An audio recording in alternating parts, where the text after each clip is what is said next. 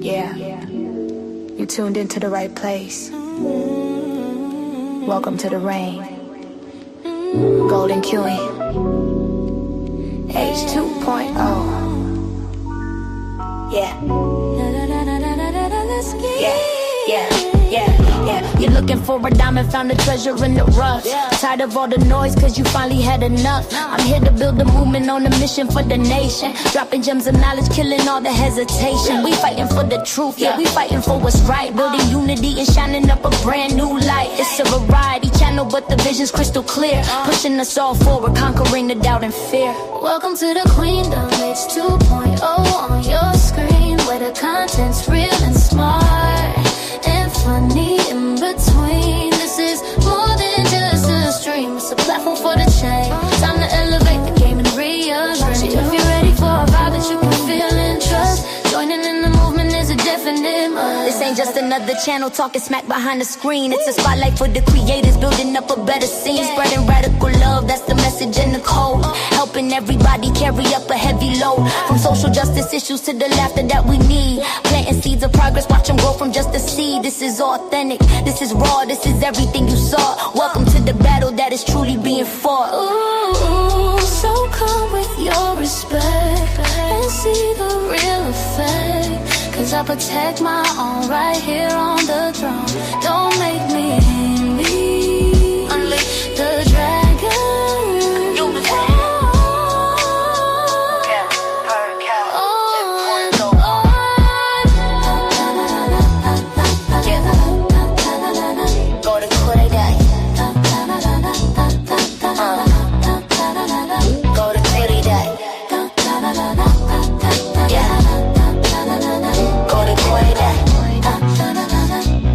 Subscribe, ring that notification bell. Yeah, you don't wanna miss a thing. Welcome to the family.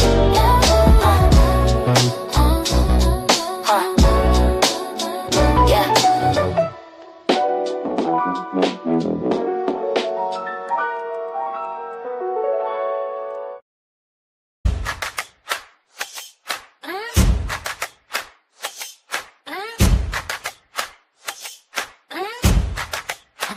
Yeah. They thought we were sleeping. Look out! Look out! Look out!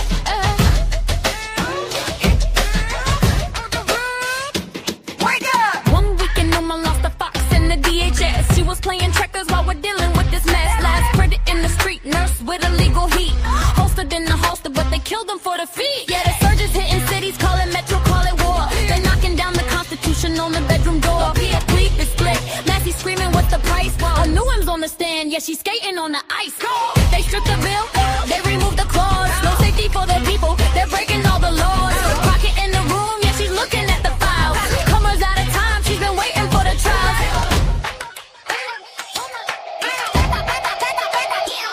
We got boots on the earth, I'm moving through the mist. They want the total surge, we're coming with the fist. Boots on the ground, yeah, the narrative is dead. Trump firing the chiefs while the streets are seeing red.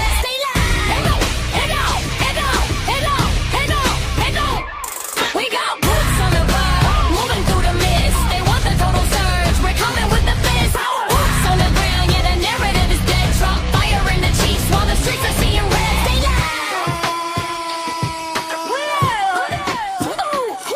From our FBI senior, yeah, he dropped the bomb. Said bringing home an in is a crisis never calm. He's with the Levovino, yeah, he's heading for the gate. Ellison is smiling while the judge decides the fate. Not credible, they said, yeah, he lied under the oath, trying to occupy the city. Now we're seeing the growth of the resistance, the persistence. Two-way to the left, unlikely alleys fighting back against the state that spawns death. Listen close, listen close, listen close, listen close. They removed the ban on deporting the citizens. They're current clearing for the bullets in the prisons. From Minneapolis to DC, the wall is falling down. They can't stop the movement when we're holding down the town. Got boots on the ground, moving through the mist. They want the total surge, we're coming with the fist. Boots on the ground, yeah, the narrative is dead. Trump firing the chiefs while the streets are seeing red. Stay down, lay down, lay down, lay down, lay down, lay down, lay down. The surge is crumbling. We see you. We see it all.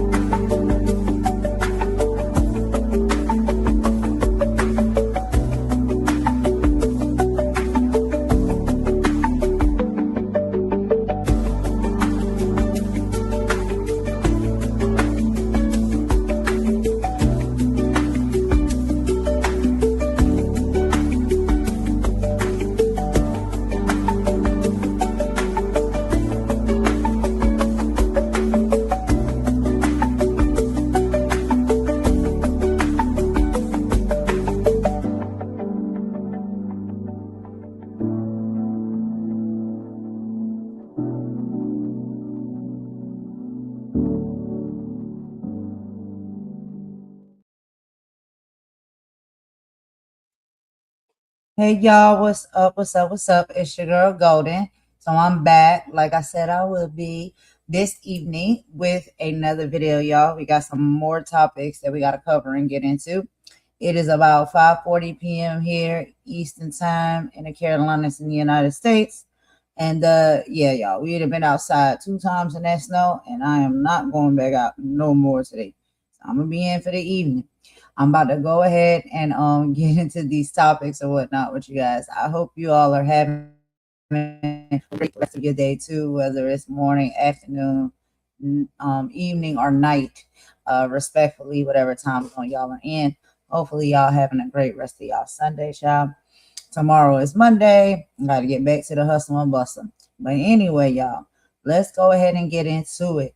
So as y'all can see, we're going to be talking about 4 different topics, again this evening. So first and foremost, we're going to get into the DHS Secretary Kristi Noem is facing articles of impeachment, but she is calling the media lies regarding deportation quotas. Then we're going to have to react to a viral showdown where DL Hughley takes on Megyn Kelly over Republican gun hypocrisy. Finally, we will discuss the shockwaves from, the Minnesota church protest arrest. Don Lemon has been released, but a disturbing pattern has emerged, and a lot of people are speaking on it, especially Jemele Hill, as she sat down with the CNN panel to point out that during those arrests, it seemed that every journalist that was targeted seemed to be Black. So the questions are, is this the First Amendment being applied based on race or not? And I don't know. Y'all let me know what y'all think. So when it comes to Kristi Noem and the impeachment firestorm, Homeland Security, Kristi Noem is officially under fire. House Democrats have introduced articles of impeachment against her, alleging unethical contracts and lawless enforcement. But Noem just went on the offense, slamming the media for what she calls deportation quota lies. She's framing this as a direct attack on her ability to secure the border. We're going to look at the receipts and see if this impeachment is a real threat or is it just a political stunt. Now, when it comes to DL Hughley and Megyn Kelly and the gun double standard, this is the debate that everybody is talking about. DL Hughley went onto Megyn Kelly's show and absolutely dismantled the argument surrounding the Second Amendment rights. Hughley did not hold back, calling out the GOP's double standard when it comes to who is allowed to bear arms and who is not. It was a masterclass in challenging the narrative, and we have the clips here and parts of the conversations that Megyn probably didn't wish went viral. When it comes to, of course, the Minnesota arrest with not just Don Lemon, but 3 other reporters as well, we're going to be getting into a conversation with Jemele Hill on CNN, who is speaking out. This leads us into a deeper conversation that I think needs to be had about who the law is actually targeting right now. Jemele Hill and the panel on CNN highlighted a startling trend following this church protest. They pointed out that while many people were present, the DOJ seems to be zeroing in on a very specific group. We're looking at the claims that the federal government is effectively criminalizing Black media while giving others a pass. And finally, with the Don Lemon, the update we all were waiting for, we got, and we reported on that here on the previous live. Don Lemon has been released from custody. We know, yes, over and over again, I keep saying, he was arrested by federal agents in LA. Lemon appeared in court and he was released on his own recognizance. But the charges aren't going away. He's being hit with federal civil rights crimes for his coverage at that Minnesota protest. We're going to discuss the legal analysis and none other, y'all, than loudmouth Stephen A. Smith wants to weigh in and has something to say as he sits down with DL Hughley. They're debating whether the DOJ is reaching, but the bigger question remains. Also, the same question that Jemele Hill raised. Why does it feel like the journalists' labels only protect you if you look a certain way? Don is out and free, but the fight for the First Amendment is just getting started. So come on, y'all. Get in the chat with me. I got a few videos and audio to play for y'all per usual. We're going to go ahead and get into all of this. So for our first video that I want to show you guys, I'm going to get this up in just a minute. But this is going to be the reports with Kristi Noem. And she responds to Democrats' impeachment claims. She's saying media's deportation quotas are lies. This is from none other than the Fox News, of course, platform. So, y'all, we're going to go ahead and get into that video over there. You know, we try to keep it fair over here. So sometimes we have to listen to reports from all different major mainstream news stations. So sometimes it may be Fox. A lot of time, y'all know my favorites, MSNBC. But yeah, let's go ahead and get into this one, y'all. Let me skip this ad real quick. Get this up on the screen, and then per usual, you know, I'll meet y'all in the chat as we listen together. All right, just a second here. Okay. StreamYard has been moving extremely slow today, y'all. So I really apologize about that. If it's taking me a while to get this stuff up here for y'all. I try to have it all set up before we start, but it's moving slow. Here we go.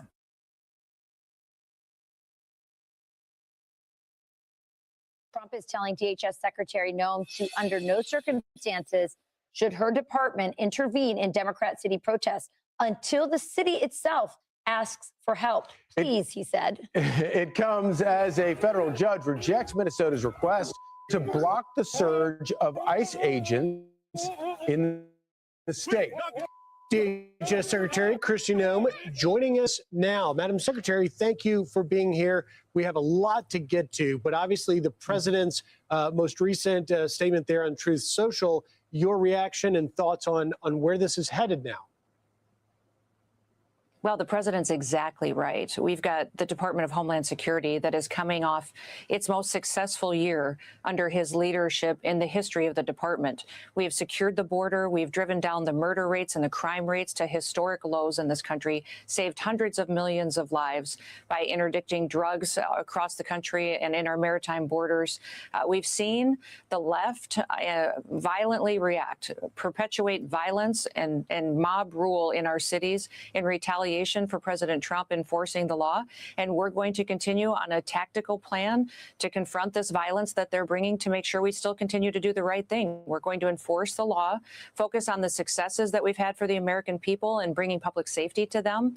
And we're going to go into this next year delivering even more results, making sure that our officers have the ability to conduct operations to get these dangerous criminals off of our streets that are perpetuating violence, and continue to go forward and deliver FEMA funding and help these states that have been so hit hard in these storms recently, and run TSA and keep our airlines and air traffic control safe.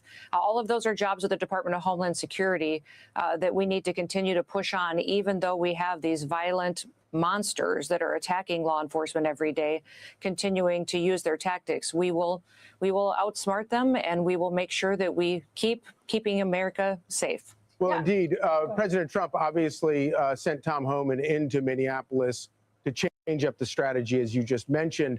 Tom Homan gave a press conference earlier last week saying that there were mistakes that DHS made on the ground in Minneapolis. What were those mistakes? Oh, and I would say that we can always do better, and we learn from every situation that we're in. We see a very organized, well-funded campaign of violent protests against our law enforcement officers. And so we're going to continue to get as much information as soon as possible to give a strategy to protect people, protect our federal buildings like the president laid out yesterday. And we're going to make sure that the American people are safe, that we still continue to go after violent criminals who are trafficking drugs, trafficking our children, and bring them to justice and get them out of our country. If you think about last year of the Biden administration, over 125,000 children just in that year were trafficked across the border. And by securing that border this last year, zero children have been trafficked in the last 12 months because of President Trump's leadership. And that's what we're going to continue to bring. You've heard about all these children that we found and returned. We actually have countries that are asking for their children back. The president of Guatemala wanted their children back that had been trafficked in our country. And we tried to facilitate that in an activist judge stopped us from giving those children back to their families. So we're going to continue to work no matter what these left violent protesters are doing to stop law enforcement and to put people's lives in jeopardy. Yeah, speaking of the children, by the way, it's incredible. Not just have you not had any children trafficked over the border, but you have returned almost 150,000 of them to either their parents or located them. They were literally lost in the system. It's truly remarkable. And I know that many of them had fallen into sex trafficking. So it's an incredible story to tell. And it happened under DHS. And I think that's why the president this past week wrote Truth Social saying that you're doing a great job, actually. Here is another story about a child. So here's a judge. We've all heard about this 5-year-old in Minneapolis, who his father was apprehended by ICE, and then he ran away on foot, abandoning the child.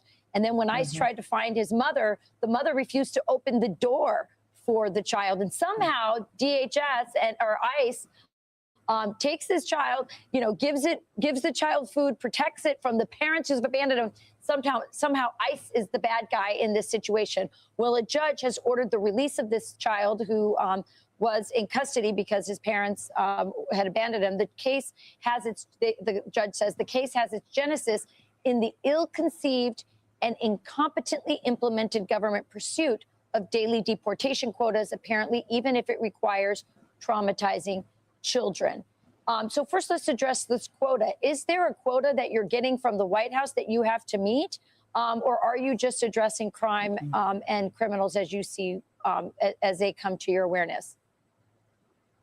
No, Rachel, there's no quotas. And let me be clear, these families always get the opportunity to stay together. This child has been with his father, which was the father's choice. We offered them the opportunity to go home, to send them back to their home country if they would like to. The father chose to stay, and therefore we're following the legal process. But it's shocking to me the media's lies about not just that story, but day after day after day about what we do for work in this country to bring people that are dangerous criminals to justice and then remove them from our country if they don't belong here, if they came here illegally. We have the opportunity every day for people who want to go home and are in this country illegally. We give you $2,600. We buy you a plane ticket and send you home right now. That's a voluntary program. We've had millions of people take advantage of that. That is something that we still want individuals to make the right decisions so they have the chance to come back to this country the right way. Secretary, a lot of people said no one would take, they actually mocked the self-deportation notion, and yet millions have done that. Just very quickly, you've been there a little over a year. How has morale changed at the Department of Homeland Security in spite of all this media? Oh, the people at the Department of Homeland Security and law enforcement are so excited they get to do their jobs. They're so proud to work for a president that is strong, that is decisive, and that wants to make America safe and enforce our laws again. So they're doing great. In fact, Rachel, just at ICE, we had over 220,000 applications for 10,000 openings. At USCIS, we've had tens of thousands of applications. Secret Service applications have more than doubled. We've got people in every department department that are asking to come and work for the Department of Homeland Security because they recognize that we want to defend the homeland, that a country with no borders is no country at all, that people who live here and our citizens deserve safety on their streets, and that we deliver a response of protection of our critical infrastructure and relief to states when they face disasters through FEMA as well. It's a vast department with a lot of responsibilities, 23 different agencies, all tasked with keeping people safe. And that's exactly what President Trump is doing. And, you know, Madam Secretary, you're getting a lot of criticism recently. Now, in the wake of Alex Preddy's tragic shooting, you described him as a domestic terrorist, and that has seemed to have led to many Democrats, including Minority Leader Hakeem Jeffries, who you just heard in Chad's report, now threatening to try and impeach you, calls for your resignation. So my question is a little bit twofold. One is, do you still hold that view that Alex Preddy is falling in the category of a domestic terrorist, and your response to those like Jeffries and Democrats that are calling for your resignation and threatening impeachment?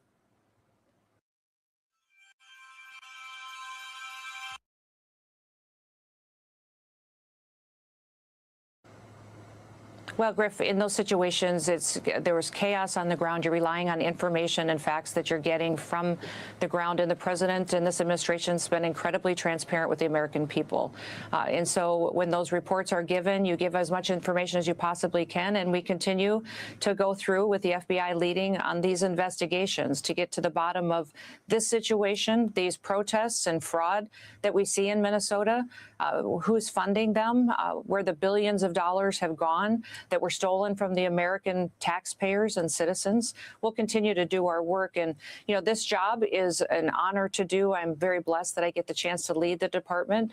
It's an important position to protect our homeland and to make sure that these agencies are responding to people, that we're stopping terrorists and criminals from harming the American people. I always tell people that the days that you don't hear about us are the days that we were successful, because that meant that we stopped so many dangerous people from perpetuating violence and have gotten those terrorist threats and criminals out of our country before they had the chance to do something that would have devastated families. That's certainly true. But do you still believe that Alex Preddy is a domestic terrorist? You know, we're going to continue to go through with this investigation and deliver information as we go forward. You know, you learn something new from the reports all the time, and we'll continue to do better and give factual information to people as we go through every situation that's on the ground. So it wasn't just Democrats that you stirred up some controversy with. There were a lot of Second Amendment defenders who were upset about your comment about Preddy, saying, I don't know of any peaceful protester that shows up with a gun and ammunition rather than a sign. And a lot of people, gun owners who are, rely on you to be a faithful defender of the Second Amendment, saw that as undermining Second Amendment rights.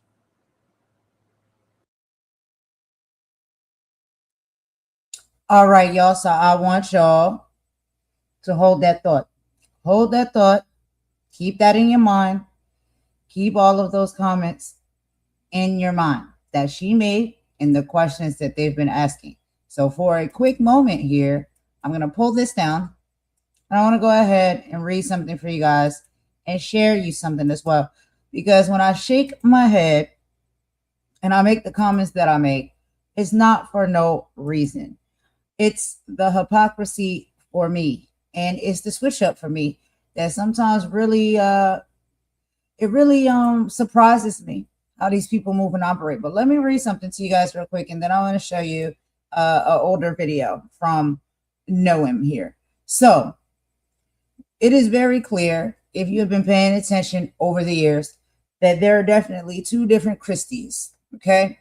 On one hand, you have who used to be the governor of South Dakota, who went to the NRA and said guns are about deterrence and protecting us from a tyrannical government. But now, as she is DHS Secretary, the same woman is saying that if you show up to a protest with a weapon, you aren't a peaceful protester, you're a criminal. She spent years telling us that the Second Amendment is a God-given right that doesn't stop at your front door. But the moment a man like Alex Preddy, a licensed gun owner, is pow down by her agents in Minnesota, she flips the script. Suddenly, having a pow or a gun and an extra magazine is proof of violent intent. Is the Second Amendment only for people she likes? We're going to look at some videos and the voting records because the hypocrisy is clearly on full display. So, the peaceful protester narrative. Here's the switch. As DHS Secretary in January 2026, Noem stated, "I don't know of any peaceful protesters that show up with a pow and ammunition rather than a sign." The hypocrisy. In 2023, she told the NRA that the Second Amendment is about ensuring the government respects the rights and liberties of citizens. She has spent her career arguing that law-abiding citizens should be armed everywhere to deter government overreach. Now, constitutional carry versus criminal intent. Here's the receipts. The first bill Noem signed as governor of South Dakota back in 2019, which I'm going to show you guys in just a moment, was about constitutional carry, which allowed people to carry concealed handguns or pow-pows without a permit. The hypocrisy of all of this is now her department is justifying the unaliving, the pow-powing of Alex Preddy, who actually had a permit, by claiming that being armed at a protest is inciting violence. She went from carrying is a right to carrying is a crime the moment it happened during a protest against her agency, ICE. Now, we'll also get into arming schools versus targeting observers. Here's the receipts. In March 2024, she signed SB 203, allowing people with permits to carry to be able to have pow-pows in public schools. The hypocrisy, she argues that pow-pows in schools make them safer, yet she claims that a pow-pow in the hands of a peaceful observer at a protest makes the situation deadly. Y'all, I cannot be sure. Y'all let me know what y'all think about these hypocrisies, okay? Now, let me show y'all this video so y'all can see exactly what I'm telling you about. I'm going to go ahead and play this one for y'all. Remember, this is from 2019. This is her signing the bill. Let's hear what she had to say at that time.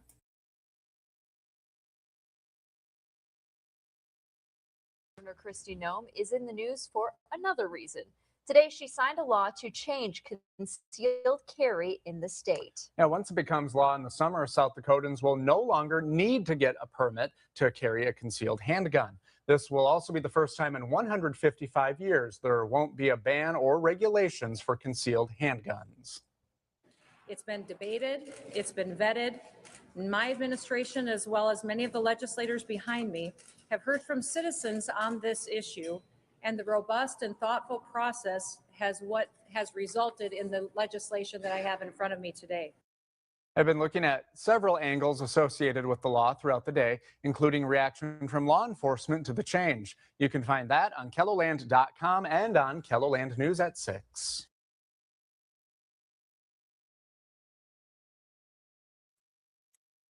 All righty then. So y'all seen that yourselves, okay? Now this was back in 2019. I do have another video that I'm going to show you guys. And you will see just exactly how, excuse me, let me put this speaker here. Just exactly how much hypocrisy we're hearing coming from this woman. The switch up is real. I guess you just have to agree with whoever it is that gives you a job and pays you the most money and run along with their rhetoric. We can't be sure. When people move and operate like this, they're very shifty. 1 minute you feel a certain type of way because you're rocking with that group. The next minute you feel a different type of way because you're rocking with that group. Well, which one at the core is it? Anyway, let's get back into the original video from current day, right? Of what Kristi Noem has to say as far as, and for me, y'all, they never answer a question directly. I don't know if y'all pay attention to that or not. They answer the same question in different ways. I've counted now at least twice. And they start off the response to a question with deflection immediately. This is one of my biggest pet peeves. This is when you know someone is escaping and lying and does not have a proper answer to give you. But let's go ahead and play some more of the commentary from Kristi Noem here in 2026.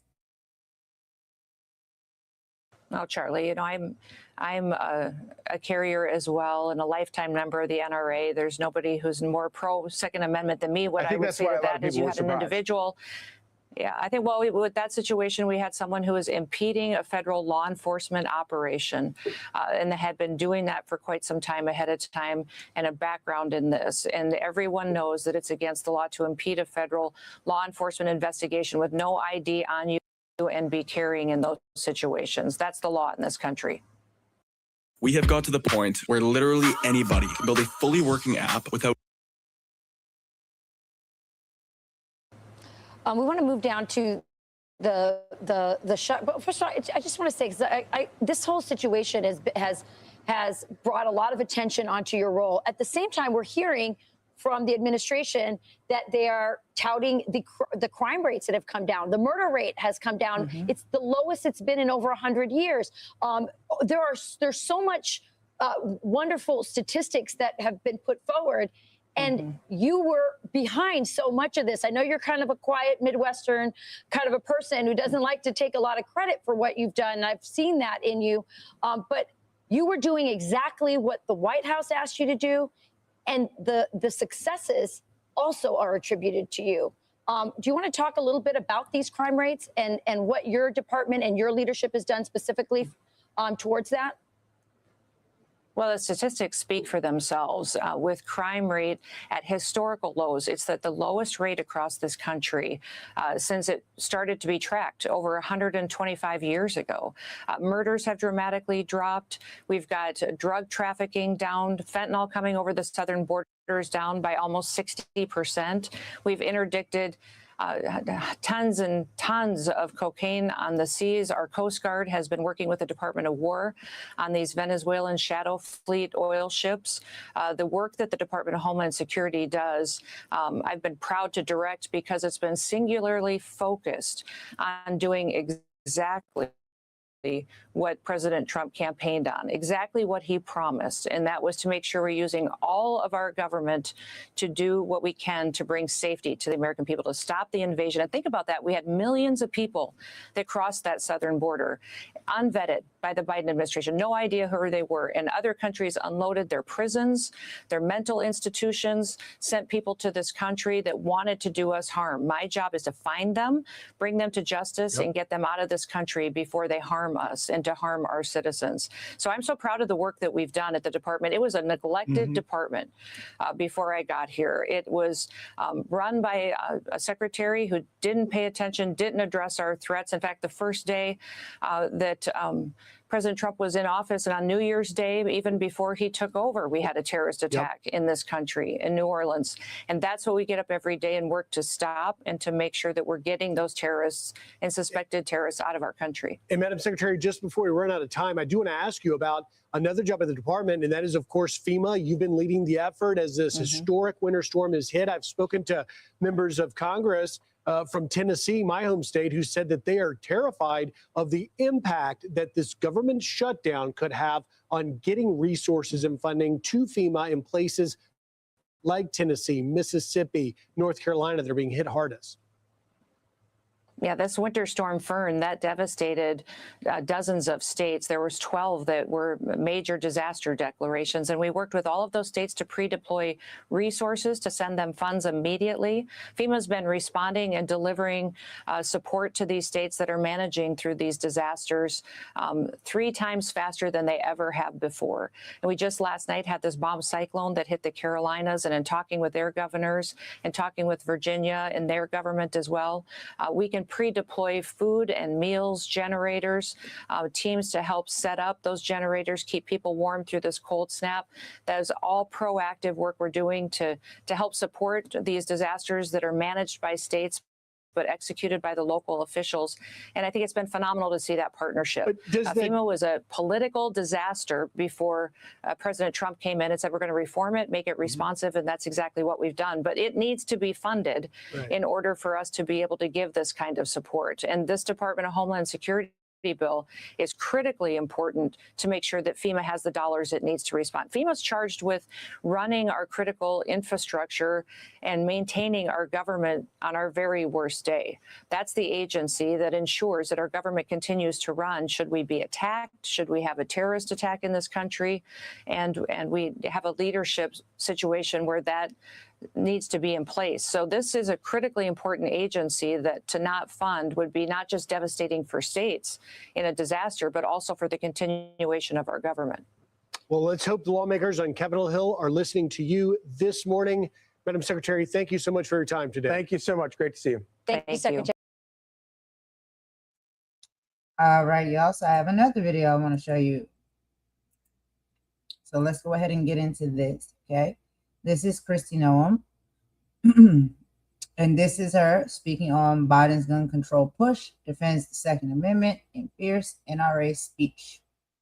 It's not that long, but I want you to hear some of the things that she says.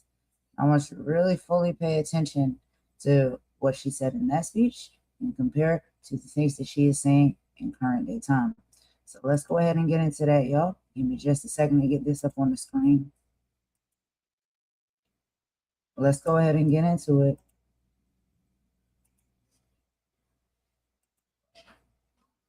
So wonderful to be with so many friends here today. Are you excited? God bless America.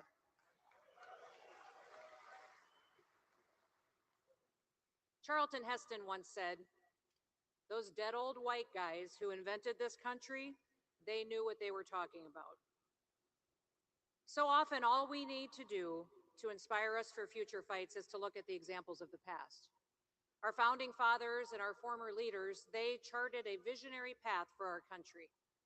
They created an exceptional experiment of freedom and a personal responsibility that would withstand centuries of storms and challenges. To keep what they built, we must be people who act on values and character rather than our personal benefit. So much of who we are is determined by how we were raised. Now listen, I didn't grow up in politics. On our farm and ranch, we didn't talk about politics, we lived them. We had a gun cabinet in our living room. We had a shotgun hanging in the back window of every single pickup and tractor. Our family vacations were even hunting trips. Long before I ever ran for office, I became a lifetime member of the NRA.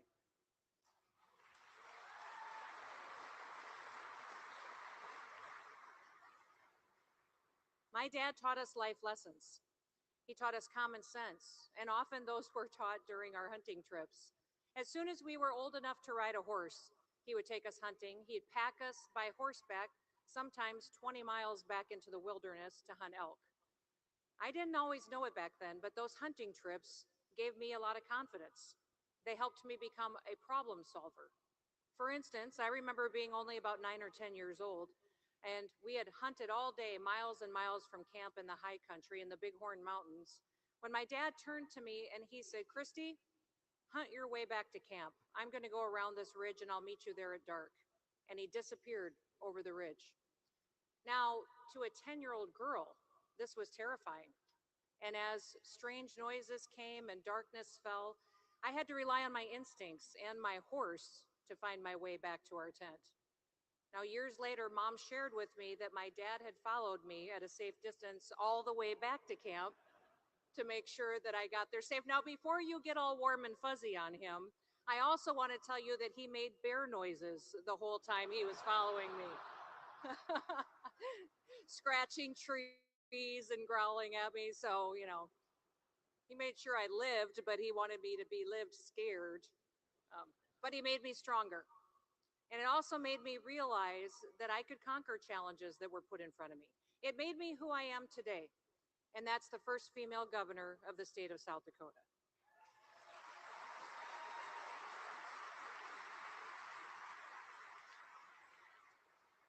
Now with me today, I have my husband, Brian. who has been with me every step of the way for the last 31 years. Now, I want to thank him for all of his support, but also for the amazing family that we've been blessed with. And speaking of family, I've got 3 kids, 2 son-in-laws, and did you know that I'm also a grandmother, not just once, but twice? Have 2 beautiful grandchildren.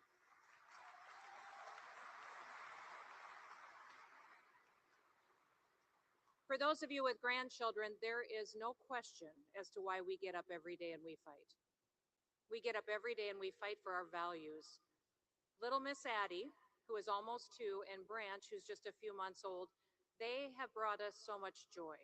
They brought us purpose. Now, Addie, who, soon will need them, I want to reassure you, she already has a shotgun and she already has a rifle. And she's got a little pony named Sparkles, too, so the girl is set up. There's a very famous quote that says, "Those who cannot remember the past are condemned to repeat it." Some would look at what's happening here in America today and they would call the times unprecedented. They would say unforeseen. I would say the exact opposite. It all sounds and it all looks and feels tragically familiar. We have been here before. A country that's arguing over policies, a public that's discouraged and dismayed by the lack of public discourse, violence in our streets and in our schools, families grieving their children, and loved ones that were destroyed by a deranged maniac for no apparent reason, and a White House that is so hell-bent on grabbing power and control of your life, they will do anything and not stop at absolutely nothing to take it away. They will even take away your last tool of defense. The Second Amendment is about deterrence. It's about ensuring the government respects the rights and the liberty of citizens. A well-regulated militia being necessary to the security of a free state, the right of a people to keep and bear arms shall not be infringed.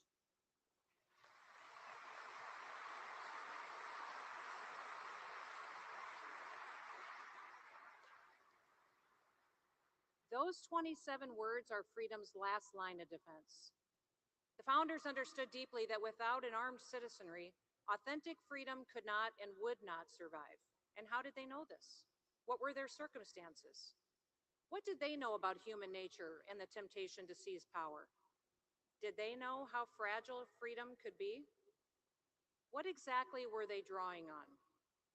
First, they were drawing on their own experience. The founders knew that the country would never have survived the Revolutionary War if the colonists hadn't owned their own weapons. The very first battles of the Revolutionary War, the battles of Lexington and Concord, started when 800 expertly trained British soldiers came to seize the weapons of the citizens. Those colonists, those Americans, were untrained. They only had their personal weapons, their muskets and pistols to fight back. One American named Samuel Whitmore was 78 years old. Now think about that. In the 1770s, the average life expectancy was less than 40. As the British were retreating from the battle, Samuel hid behind a wall on his property. He ambushed the British all by himself. He shot one with his personal musket. He then shot 2 more with personal dueling pistols. All 3 of those British soldiers died from their wounds. For his heroism, Samuel was shot in the cheek, bayoneted 6 times, and clubbed repeatedly. The British left him there to die, but he refused to. He got medical treatment and he lived another 18 years.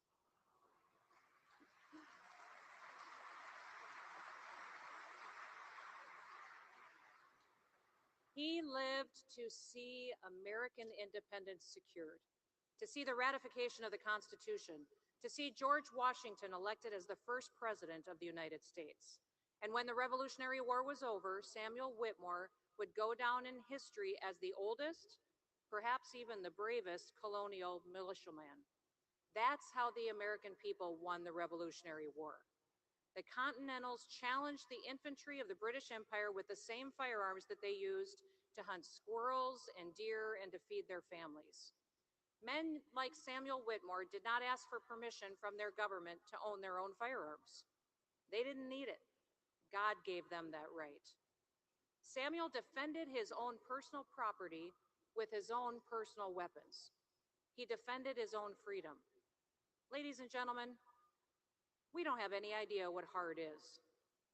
We don't have an oppressive foreign government that's marching across our land and threatening to take everything from us. But we all have our part we need to play to defend our liberty. God gave you those liberties. God gave you the right to defend yourself and your family.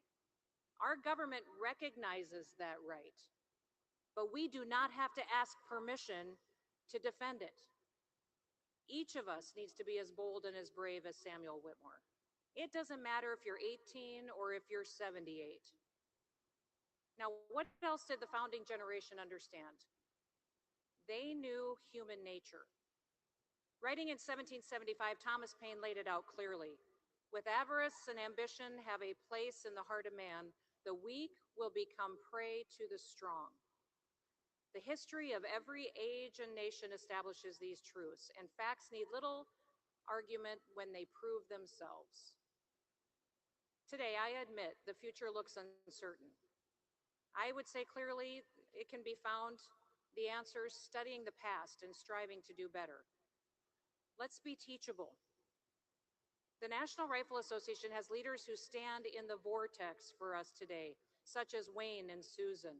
We see them and their family walk through the fire for us, and we are grateful for that. But we should also look at headlines from 25 years ago and see what we can learn for today. I want to reference a Washington Post article that was dated June 9th of 1998. It summarizes where we stood then in this battle for freedom, but it also reflects much of today's reality.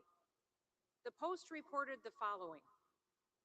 The National Rifle Association installed Charlton Heston as its new president today and loudly applauded his pledge to steer the organization back to the political mainstream from what Heston described as the fringe of American life. The choice of Heston was seen in large part as a response to public relations problems for the NRA. They had intensified recently because of several school shootings and rising calls for stricter gun laws opposed by the group. Now, having the right messenger matters. You ask why I'm here today? Why do I boldly support the NRA? Now, I probably don't look like a traditional NRA member. The media would have us believe that the NRA is only made up of old white guys.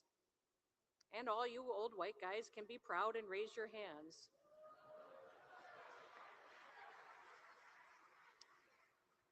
But there's a lot of other people, a lot of diversity within the NRA. Well, let me tell you something. I may be a mom and a grandma, but I am the NRA. At this point, you're probably not avoiding therapy because of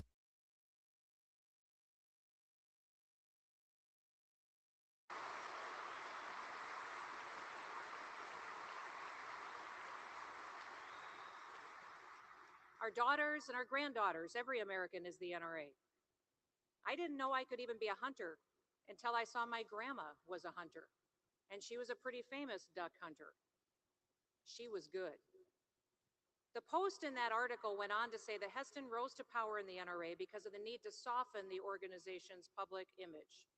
Calling the school shootings a child issue, not a gun issue, Heston reasserted the NRA's long-standing position that violence grows from unraveling family values and weak prosecutors and judges. He also added a new twist. He called on the White House to acknowledge many gun violations go unprosecuted for lack of resources. He called on the Justice Department to start prosecuting every federal gun law violation in one major city. This, he said, would include attempts by felons to buy guns, which are rarely prosecuted except in combination with violent crimes. Heston pulled no punches in his first day as president. Referring to the Second Amendment, he said, those dead old white guys who invented this country, they knew what they were talking about. Now, again, this article is from 25 years ago, yet that conversation is so relevant for today. What if prosecutors actually did their jobs instead of going on the political attack?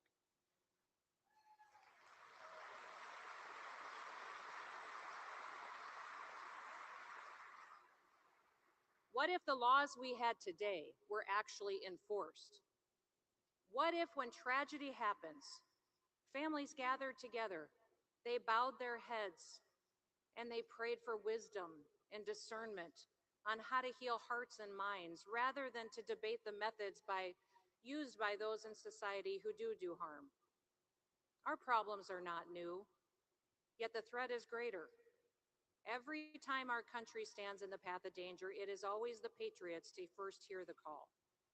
Even the most common man deserves uncommon freedom, and we, the patriots, must be resolved to take action. Why do the liberals and Joe Biden want our guns? Because it will make it easier for them to infringe on all of our other rights. As the late, great Justice Scalia wrote in the Heller decision, history showed that the way tyrants had eliminated a militia consisting of all the able-bodied men was not by banning the militia, but simply by taking away the people's arms, enabling a select militia or standing army to suppress political opponents. Well, Biden hasn't done that yet, but why is that? Why haven't they achieved their goal? It's because of you. Because each of you and every one of you is the NRA. Because we have successfully held off federal legislation that would infringe on our fundamental constitutional right to keep and bear arms. We have kept our rights from being infringed. And in the last few years, we've seen government overstep its authority more than ever before. I've said that China didn't just export COVID to the world. They exported communist lockdowns as seemingly the only way of stopping it.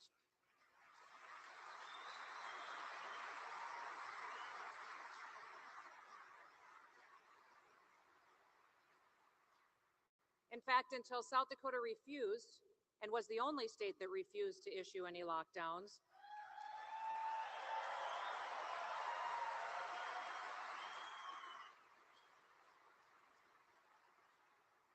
I don't know if political leaders even realized that there was another option. I was shocked at how quickly people gave up their freedoms. Politicians closed churches, so people willingly gave up their freedom of religion. Politicians said you couldn't gather in groups, so people willingly gave up their freedom of assembly. Politicians worked with social media companies to stifle dissent, so people willingly gave up their freedom of speech. I think the American people could learn a thing or two from the NRA. This is not a group of people who give up their God-given constitutional rights willingly.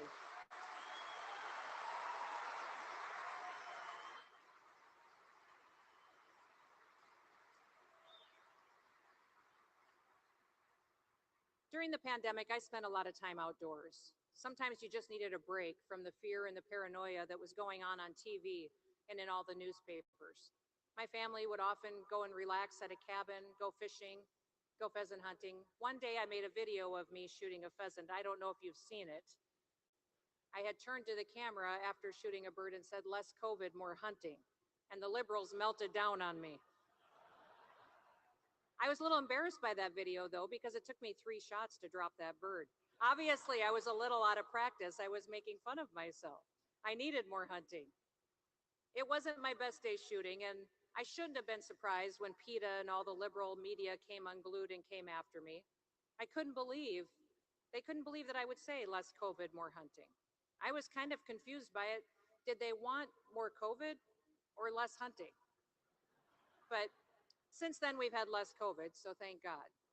And we've had plenty of more hunting. In fact, South Dakota has the best pheasant hunting in the world. And if you haven't come to enjoy it with us, then you should. But South Dakota's greatest asset is our people. Our state motto is, "Under God, the people rule." And while enduring many challenges over the last several years, we have worked together to turn those challenges into opportunities. Our state is thriving as a result of embracing liberty and personal responsibility. We're setting the standard as the most Second Amendment-friendly state in the nation. The very first bill that I signed as governor guarantees constitutional carry for all law-abiding South Dakotans.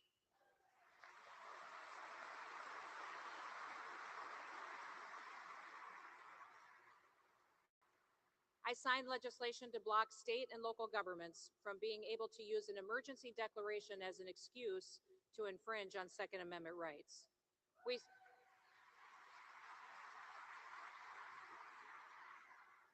We strengthened our stand your ground law.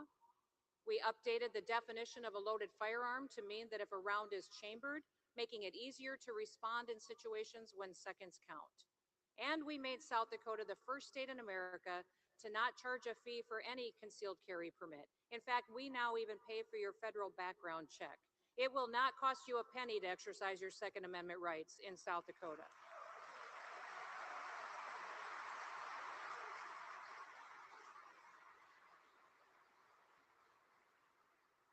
While leadership in Washington, D.C. fails to deliver meaningful solutions for the nation, our state will take action. South Dakota enjoys the strongest economy in the country, the lowest unemployment, and unprecedented economic growth. Make no mistake, freedom generated those blessings. Winston Churchill once said, "Never give in, never, never, never, except to convictions of honor and good sense." Well, here, my honor and good sense require me to continue to fight for freedom, and that's what I'll do. As I look around this room, I see resolute faces prepared to stand up for honor and for good sense. You are prepared to defend our right to keep and bear arms. I also see a media at the back of the room who insists that we're crazy for doing so. They're prepared at times to shame us and to demonize us. I know they'll attack me for giving this speech and what I've said. But if they think that that's going to stop me, then they weren't paying very much attention during the pandemic. It's not just the media and the big government.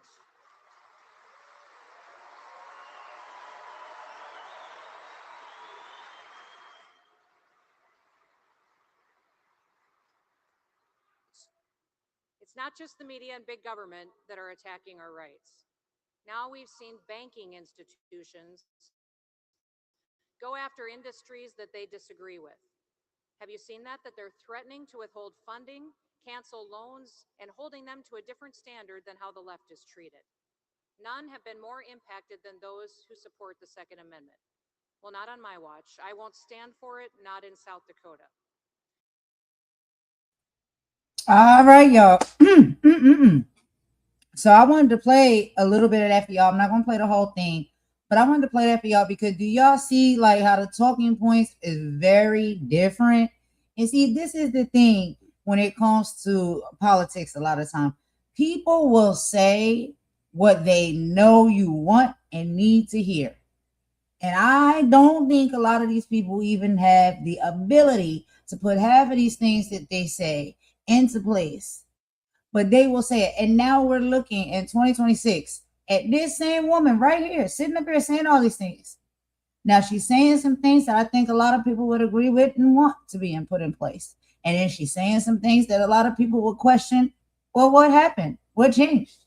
What makes you feel different now? We can't be sure. But this is the thing for me. It's the switch up in the hypocrisy. And when it comes to these government officials or, they act as though we are individuals that are not intelligent. They act as though we don't remember what was said. They act as though when people were giving them their votes, that they weren't holding them, to these standards of these talking points of things that they say they stand for and they promise that they can change and put into place. And so I hear a lot throughout this portion of this speech, and I'm going to show y'all one more, and then we're going to move on to the next topic. It's a lot about South Dakota, South Dakota, South Dakota, South Dakota, South Dakota, and I understand that. That's where she was representing at the time. That's where she lived, South Dakota. My question is, does that not apply to anywhere else? Is it only just about, or was it only just about at that time, South Dakota, South Dakota, South Dakota, because you wanted South Dakota's votes? Were you not speaking and standing up for these things for all citizens in all states of the country? Or was it just South Dakota, just your hometown where you rock and you get down and where your friends and family live? We can't be sure. But I don't like listening to people like this, And this is the main thing that made me dislike politics a lot of time, because you can hold these people to the fire and see how they are wishy wishy-washy and shifty. They don't tell the truth. These are not their core values for everyone. Most of the time, these are their core values for themselves and their close immediate friends and family and people that they care about. It's not everybody. And so listening to that, I just was like, wow.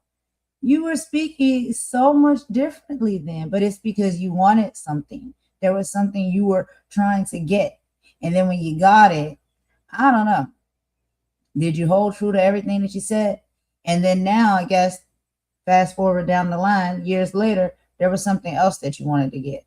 And now you're going to do and say whatever it takes for you to be able to get that position and that recognition too, right? Or holding on to that said position. Whatever it takes. Remember, we talked about this, y'all, and I said this in many of my other lives. Whatever it takes. We are living in a world where people will do whatever it takes. Say whatever it takes. Let's listen to this. This is an interesting one here that I want to go ahead and let y'all listen to. So this is also some words of a speech with Kristi Noem. And very interesting enough, one of the things that she said is that, hold on, I'm sorry, I'm going to get some water. She says, I prefer dangerous freedom. What does dangerous freedom really look like? I don't know. Let's go ahead and listen to a bit of this. Y'all probably might remember. Y'all probably watched this before I even watched it. But let's just listen to how these people shift and change over the years and the things that they say. And let's think about what we're seeing playing out right now in current day time. It really shows you the character of a person. They will stand up there and they'll say and do what needs to be said and done. But at the core, what are your values and what do you truly believe in? How can you so easily switch up? So abruptly switch up. Go from one side all the way to the other. I don't know. Y'all let me know what y'all think.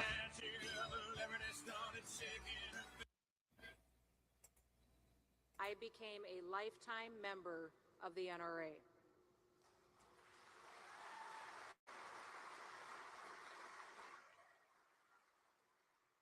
My dad taught us life lessons.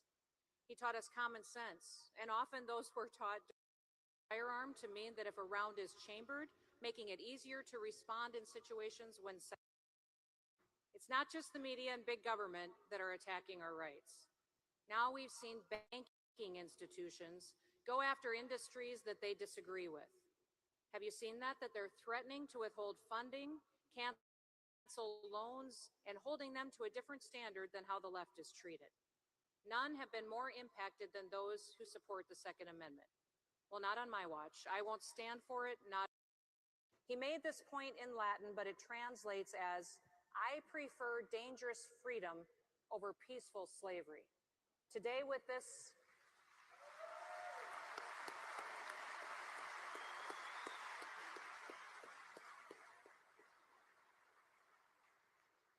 I'm not sure, do you have a microphone, Wayne? You don't. I get to put words into your mouth then. There you go. You're doing great. Wayne is extremely grateful to me for doing this for the NRA today.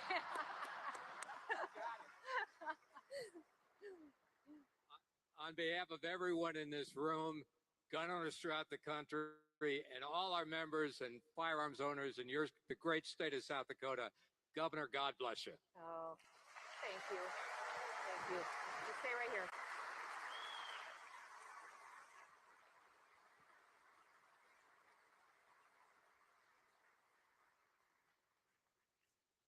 This is Executive Order number 2023-04. The State of South Dakota Office of the Governor, I will be signing it on behalf of protecting those industries related to the gun and firearm industry from being discriminated against by financial institution, banking, credit card, or otherwise.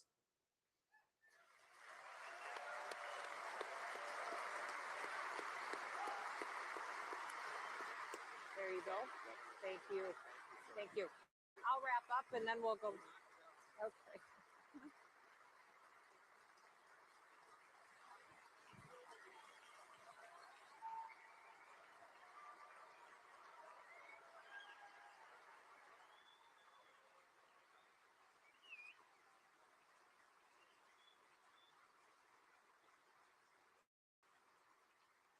As you leave here today, I want you to remember that quote that Thomas Jefferson wrote to James Madison. I prefer dangerous freedom over peaceful slavery. May we all leave here today inspired by our history and the blessings that we all enjoy, as well as the burden of responsibility that rests on your shoulders. Never give in. Never, never, never. Our freedom is in your hands. Thank you.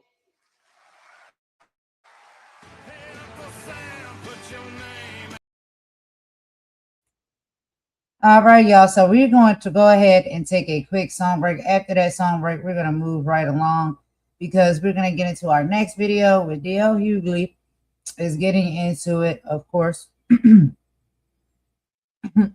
me, y'all. 1 second.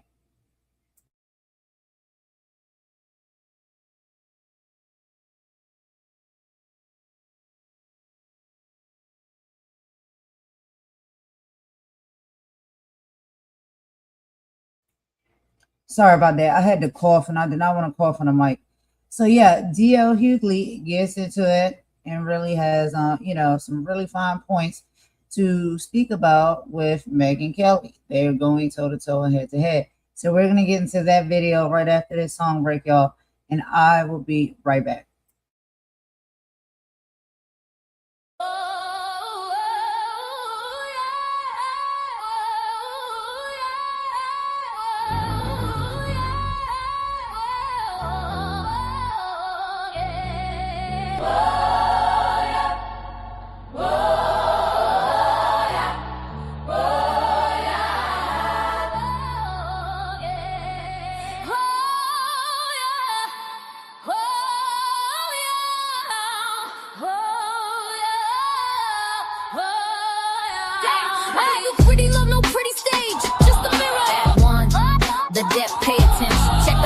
They drag us from the coast, middle passage madness, where we lost the most.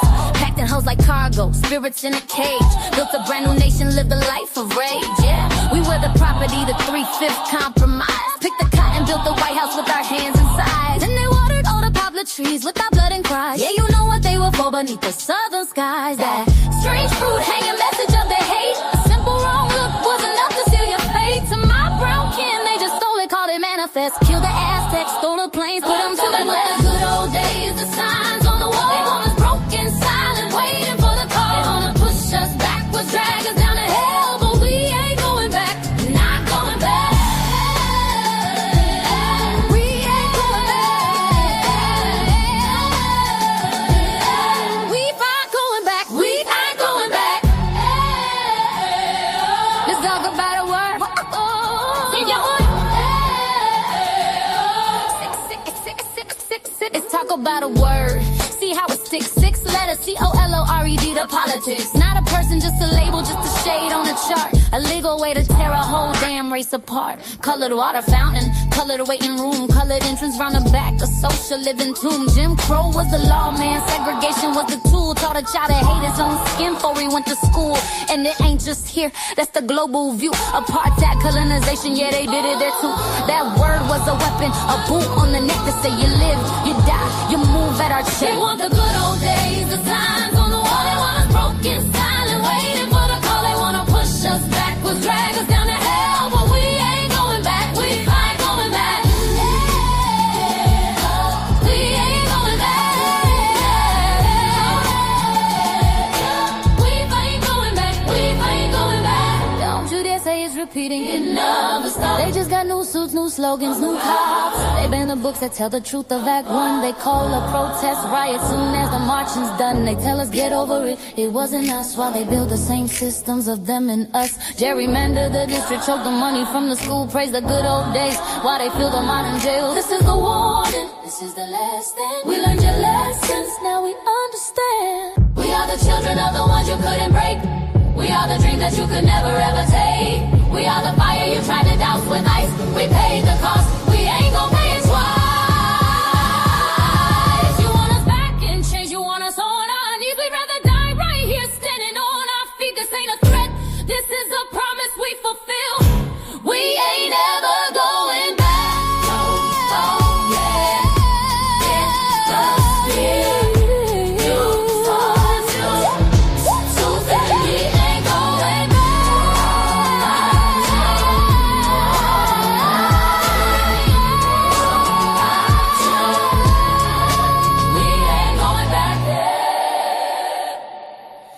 we'll fight you tooth and nail.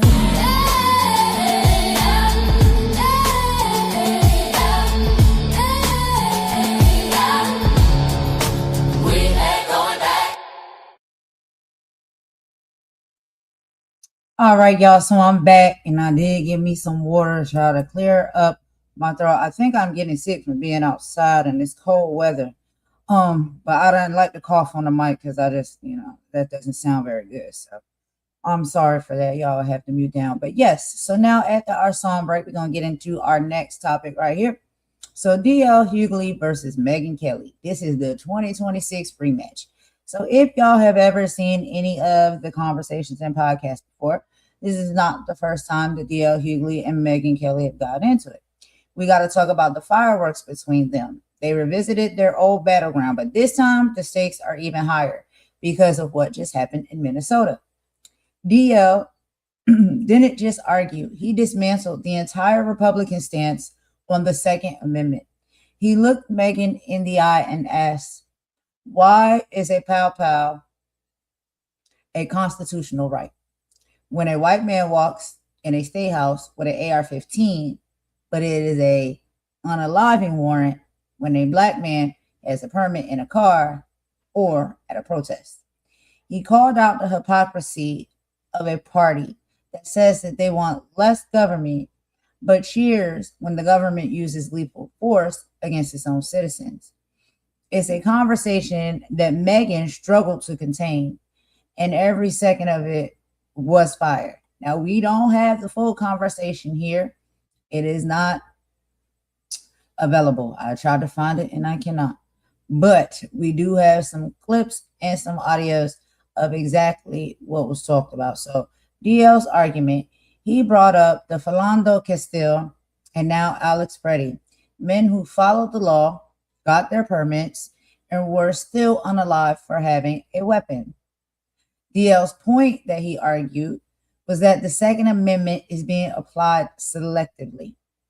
If the presence of a pow pow is enough to justify a fear for life by an officer, then the Second Amendment effectively doesn't exist for black men. They spoke about the law and order versus freedom. DL's argument, he pointed out that Megyn and her peers often defend constitutional carry, like Noem did, like I just let y'all listen to, back in 2019, as the ultimate freedom. DL asked why that freedom suddenly turns into criminal intent the moment someone uses it to protest government overreach like ICE. He called it situational ethics. And then we have to get into the victim blaming narrative. DL's argument, Megyn tried to pivot, of course, like they always do, to the violent nature of the protests. DL shut it down by saying the media spends more time talking about the ammunition a man had than the unconstitutional actions of the government that brought him out there in the first place. He basically said, you're mad he bought a pow pow to a fight that y'all started. So, child, this was a good conversation. It was a good back and forth, and Megyn Kelly's back was up against the wall.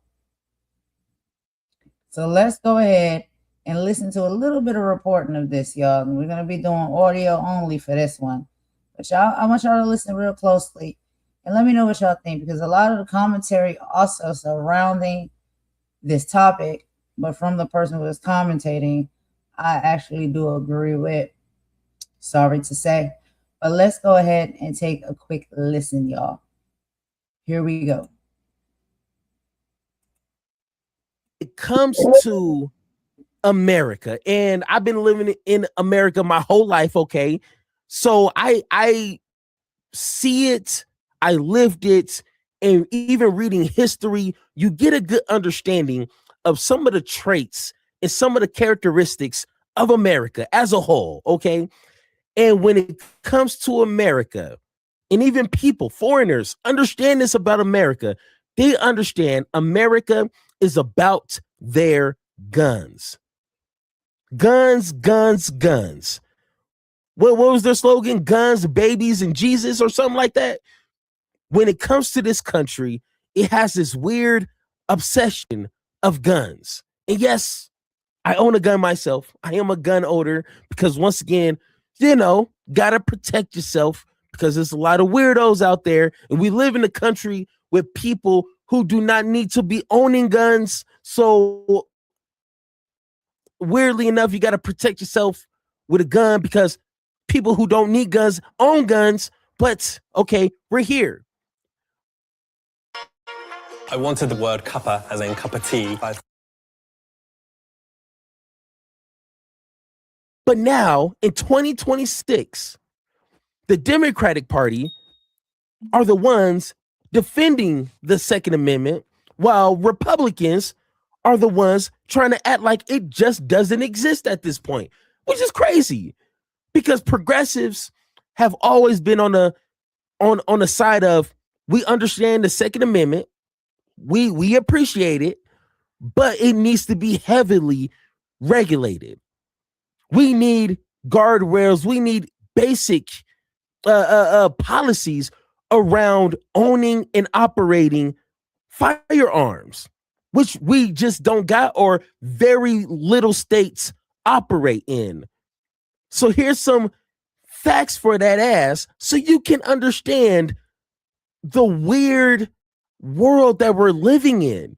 It's like the Twilight Zone. And yes, I'm not old enough to remember the Twilight Zone, but my mom had it on VHS. And every once in a while, I was bored as a kid, so I would watch some Twilight Zone. Okay, so, but it feels like we're living in that time. Like, I should not be arguing with Republicans on basic Second Amendment rights. It's weird, but here's some facts. 500 million firearms estimated in civilian possession as of around 2025, based on background checks and manufacturing data. Other analysis estimate 393 to 506 million total firearms owned by civilians, reflecting different counting methods. The U.S. has the highest gun ownership per capita in the world. I thought it was Switzerland. Okay, so everyone who heard me said it was Switzerland. It's not Switzerland. It's America. I think Switzerland is like either second or third. But that's horrible. That's bad. Okay. The U.S. has the highest gun ownership per capita in the world, roughly 120 firearms per every 100 people. And this is the America that Republicans wanted. This is the America that Republicans constantly fear-mongered Americans to. Remember that. In 2023, there were approximately 46,728 gun-related deaths in the United States, according to CDC mortality data. This includes homicides, suicides, accidents, law enforcement related shootings, etc. In 2024, there were around 568 mass shootings. 568 mass shootings, resulting in 711 deaths, 203,000 or 2 year. Right there. Killed the way that for instance, Alex Peretti was killed. And there is a political headwind against you. You never die once. They kill your reputation. Mm-hmm. They kill your history. They kill your thought. They have to villainize you. They have to destroy you so that it makes them, they have to blow out your candle so theirs burn brighter. Mm.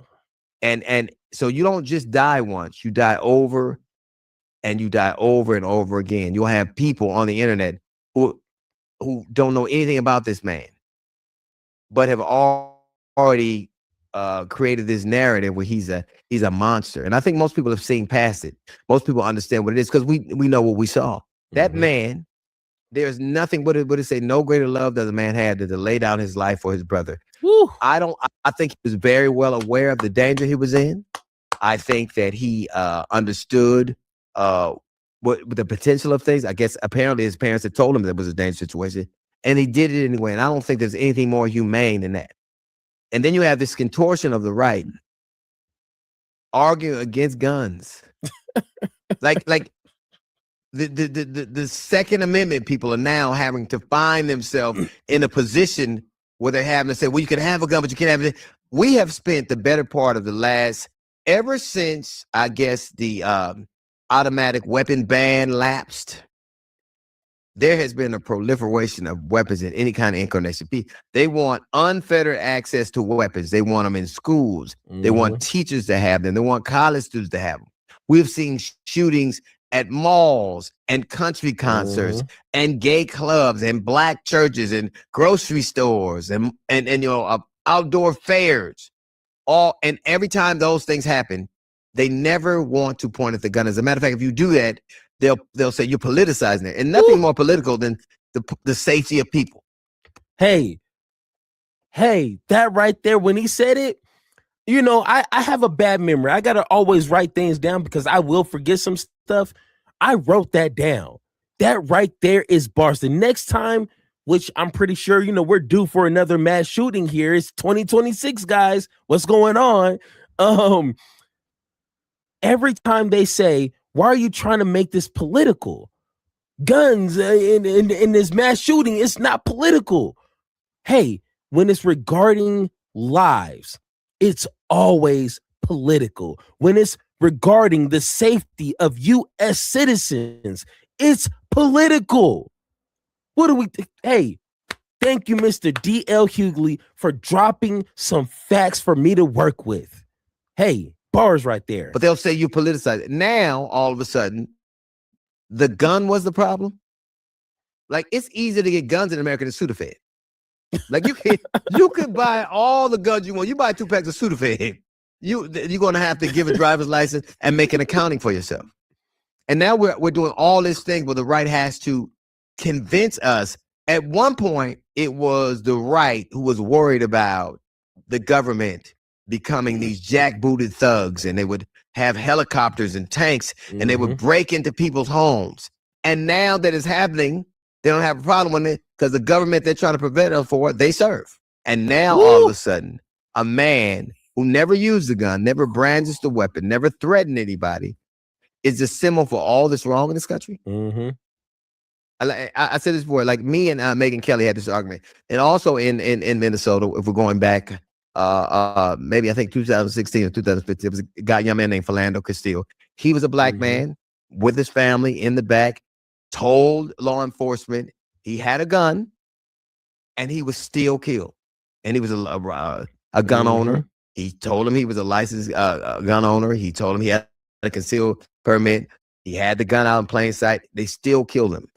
This is me arguing with Megyn Kelly on her show. Here's what we do now. He had a permit to carry a gun. When you get a permit to carry a gun, they tell you exactly how to act when a police officer. That doesn't mean he didn't threaten the officer.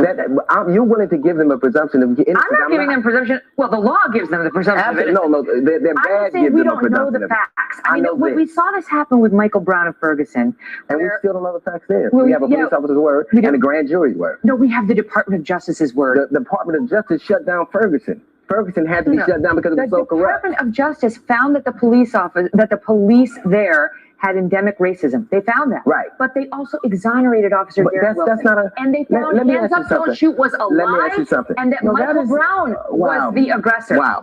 Here's what I'll say. Don't wow me. The only place racism doesn't exist is Fox News and the police department. That's the only place. That's absolutely That's true. insulting. You just insulted millions of people watching this channel. And you know what? I'm insulted by the things I hear on this network, so we're even.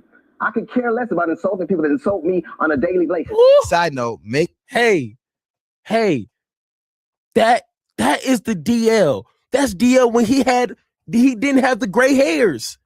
So we already know DL's has always been on this. He didn't just jump in on a bandwagon because it's popular now. He's always been about this. This is why people like myself put respect on his name. You see what I'm saying? And that's just straight bars right there.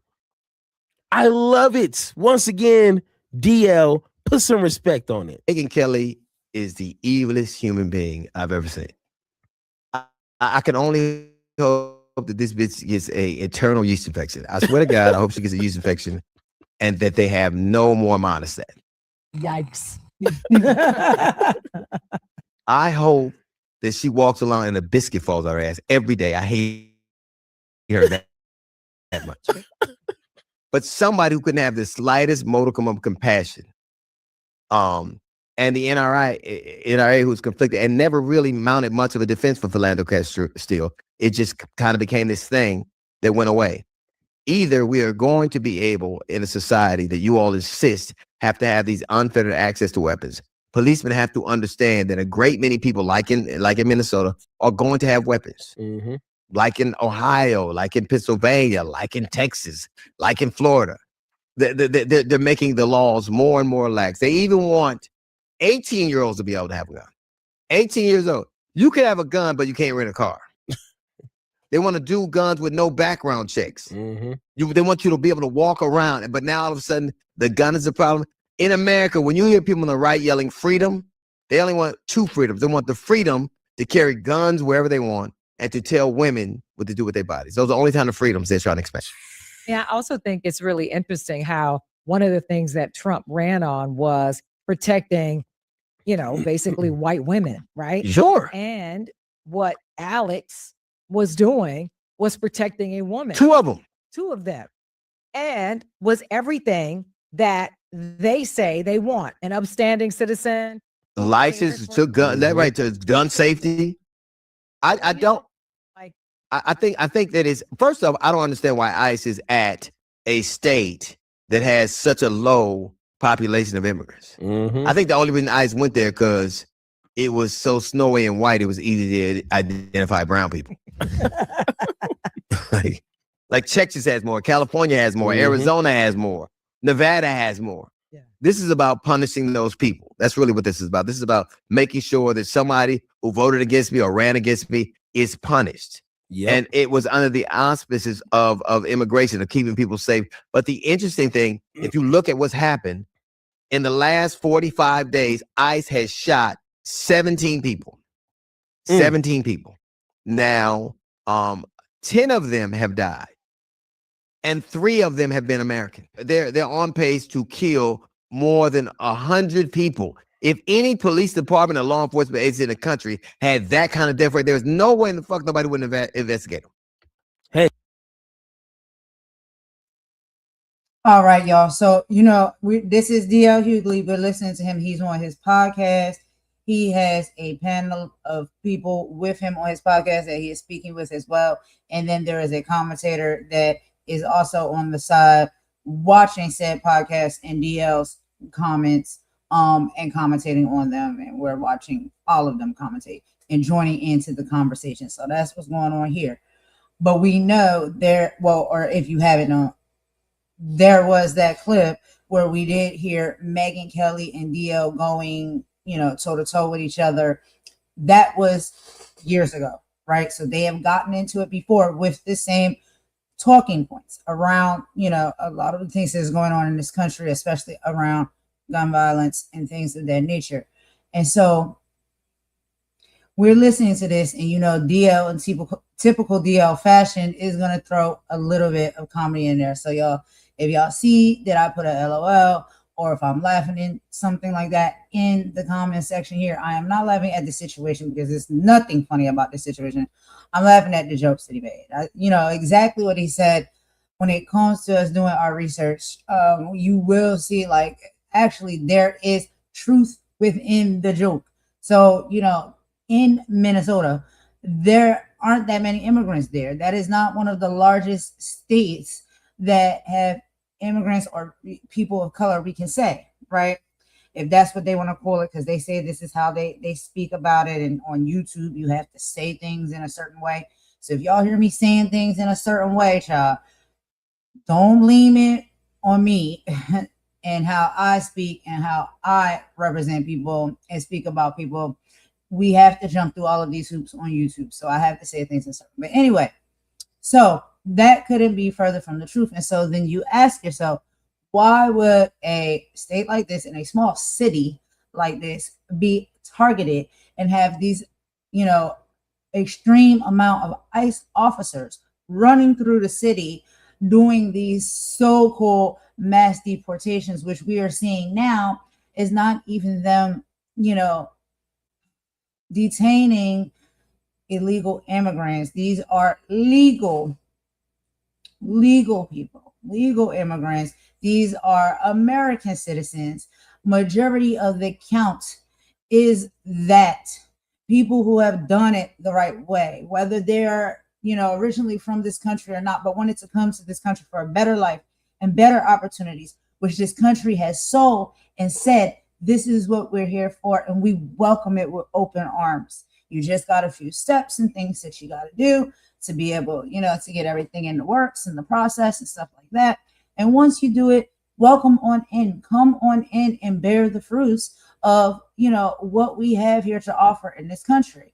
And these are things that have been promoted, they have been promised, and they have been put in place when it comes to this country. And we are looking at now individuals who have heard that and wanted to take those opportunities and did it the right way, or was on their way, very much so on their way, on par, on the calendar, on the proper timeline to take the next steps as to which they would be citizens of this country. They have not let them get to that level. Then we have some that have done everything right. They didn't care about that because of how they look and what they assume, that they are illegals. Then we have citizens, right? People that were born in this country, on this soil, and have families here, born in this country, on this soil, that are being detained, that are being abused, that are being unalived. This is what we're looking at and we're dealing with. This is the truth of the matter of the situation. And so, I know it's like it seems we're beating a dead horse when it comes to this, but we can't stop talking about it because of the severity of the situation.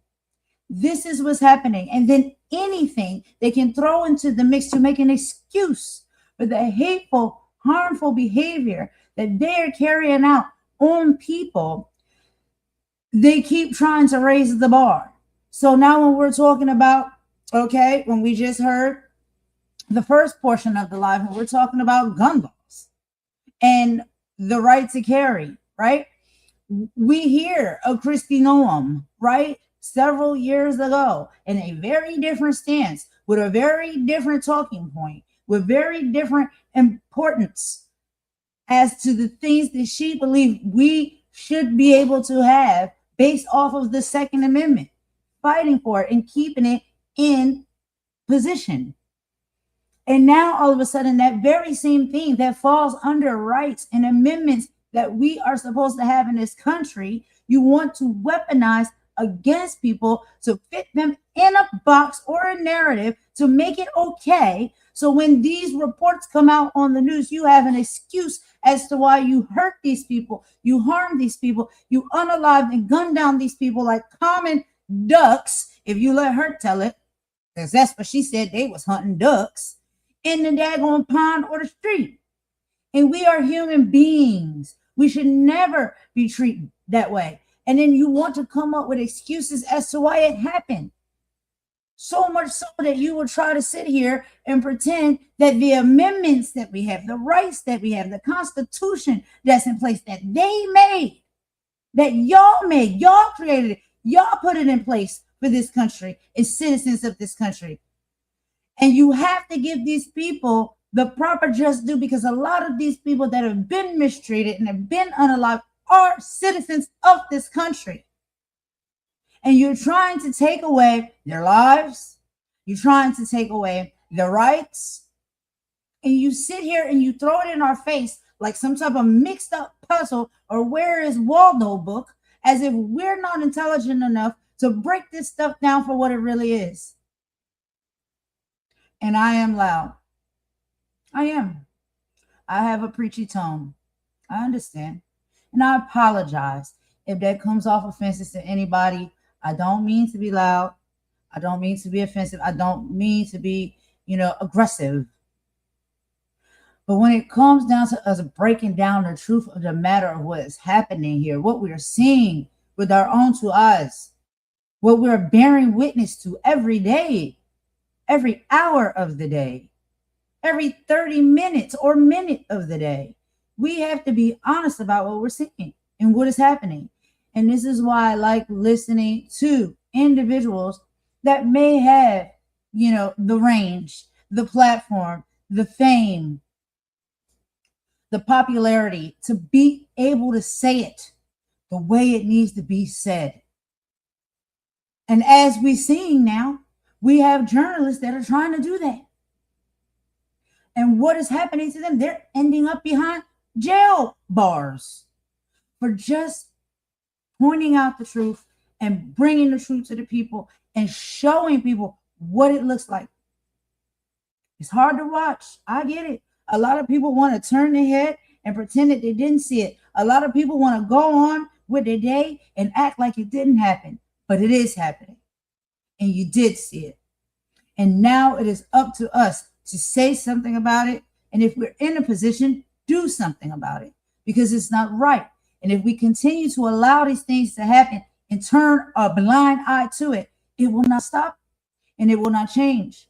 And it'll only be a matter of time before maybe it is you or me that's in that predicament. We have to have care and empathy when somebody else is going through an injustice. We have to be able to talk about it realistic. I don't like having to speak in code. I don't like having to speak in Ebonics. I want to tell it like it is, because that adds to the severity and the importance of what we're witnessing and what we're seeing playing out.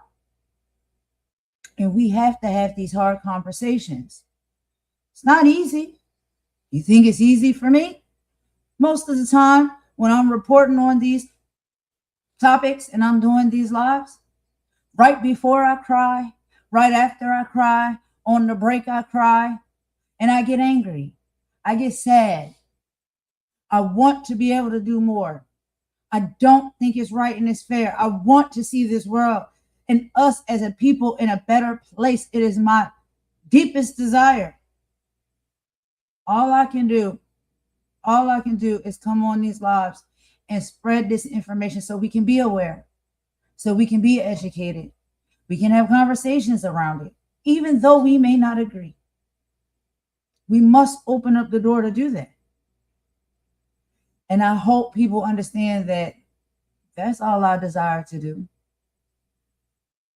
Yeah, I get a little bit loud like this. And I know that can be scary for people. They don't like that. They don't desire that. Maybe that's just not how they rock and they roll. It's passion. It's passion and it's emotion. I'm trying. Y'all see me trying. I'm doing better. Because I've been, I don't do it as often as I used to. And I try to keep it very, just reporter-ish. But at the end of the day, I'm not a reporter. I'm not a journalist. I don't know what I am outside of being a human being, a person that cares about other human beings and people. And I just think we have to have these conversations. I really, really do. But anyway, let's get back into the video, y'all.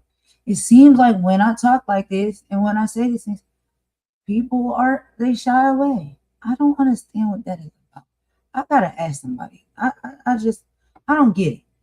But anyway, it's cool when they do it. It's a problem when I do it. It's all right. It's all good. Let's keep going. Straight bars right there. Once again, if you guys are not subscribed to his channel, go ahead, subscribe to his channel. I think this is like a weekly type of show that he's putting out. I'm subscribed to it. You need to subscribe to it. I'm not going to play his entire, 30-minute video here. Go ahead, show some respect, give him the view, give him the subscription. But he's not lying. He is not lying, and we can't be fooled by the smoke and mirrors.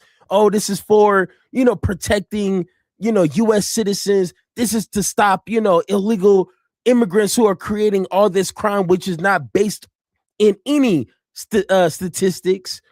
We need to understand this administration is willing to do anything, say anything, and be the biggest hypocrite you can find. They don't care about being a hypocrite. They don't care about being shameful. As long as they're pushing their agenda ahead, they're going to say anything and everything. If it has something to do with abortion, they will be pro-choice. They'll be saying, hey, I don't give a damn when women, abort these babies. We need to protect, we need to get these immigrants out of here. They do not care. They have no principles. They don't have any standards. And they're proving that to us every single day. So wake the hell up. I know not you. If you're watching my channel and you're subscribed, you already know this. We've been talking about this. But if you're new and you may not understand, please get with. All right, y'all. So we're going to go ahead and take a quick song break. After the song break, we're moving right along. We're going to get into our next topic that we got to talk about, y'all. Okay. So, this is going to be a topic that I don't know. I don't know how people are going to feel about this, but I want to talk about it. I feel as though it's something that needs to be discussed and brought to the forefront. And I understand, like I said, it's like we're beating a dead horse here, but we don't want to beat dead horses. We don't want to keep having the same conversation over and over again. We don't want to keep bearing witness to the same type of treatments and discriminations over and over again. But unfortunately, still, in the year of 2026, we look with our own two eyes and hear with our own two ears and bear witness to things that are playing out and happening, and we're putting the pieces together.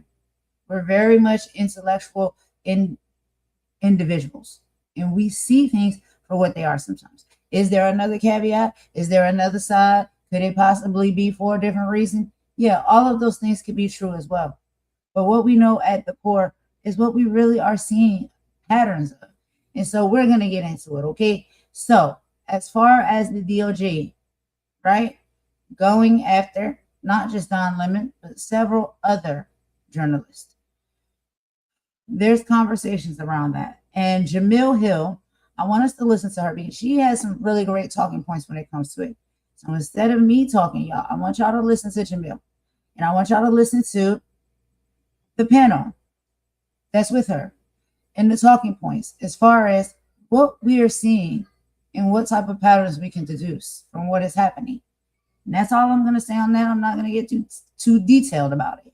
But I'm going to go ahead and take a quick song break, and we'll be right back. We'll get into that video, okay? Jemele Hill on CNN with the panel speaking about the DOJ and how they have been targeting journalists. We'll be right back.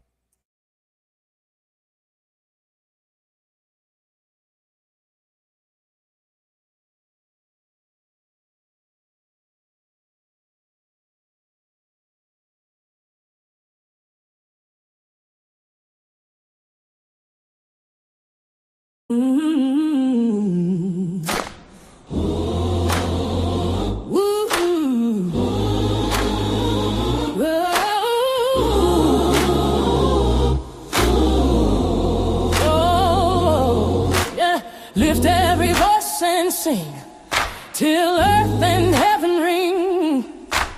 Ring with the harmonies of liberty. Let it ring out loud.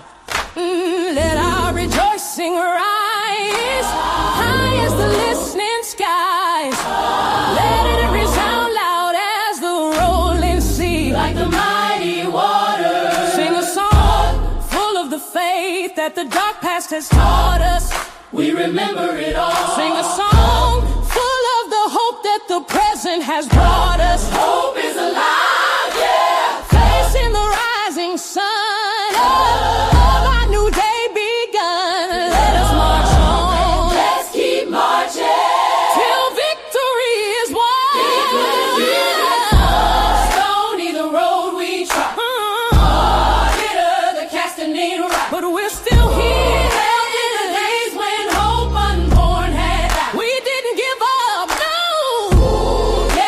Steady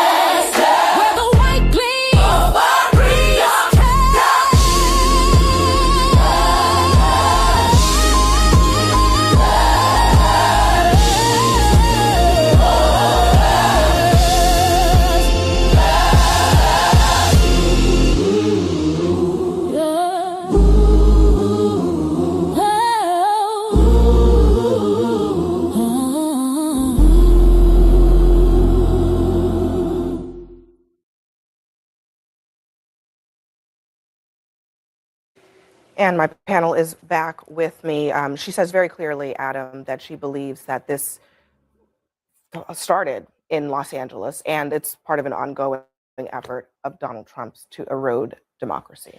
I think all of Donald Trump's actions over the past year have been an attempt to erode democracy, and he's becoming increasingly desperate as we head into the midterm. So the attacks on the press are attacks to make sure there's not transparency. Attacks on college campuses or colleges, it's to make sure that critical thinking students aren't coming out of these colleges to debunk the administration. He attacks law firms, he attacks any single check, and this is a perfect example of him trying to push a chilling effect within independent journalism. So Don Lemon is an independent journalist. I think independent journalism is incredibly important, and it's the one variable this administration hasn't really gone after super hard. So now he's targeting not only Don Lemon, but multiple other people in order to create this overall chilling effect, which erodes democracy. Abby, can I pick up on something that Mayor Bass said? I live in Los Angeles, and so very, obviously, very aware of the presence of bias and what it had been there during the time that she was referring.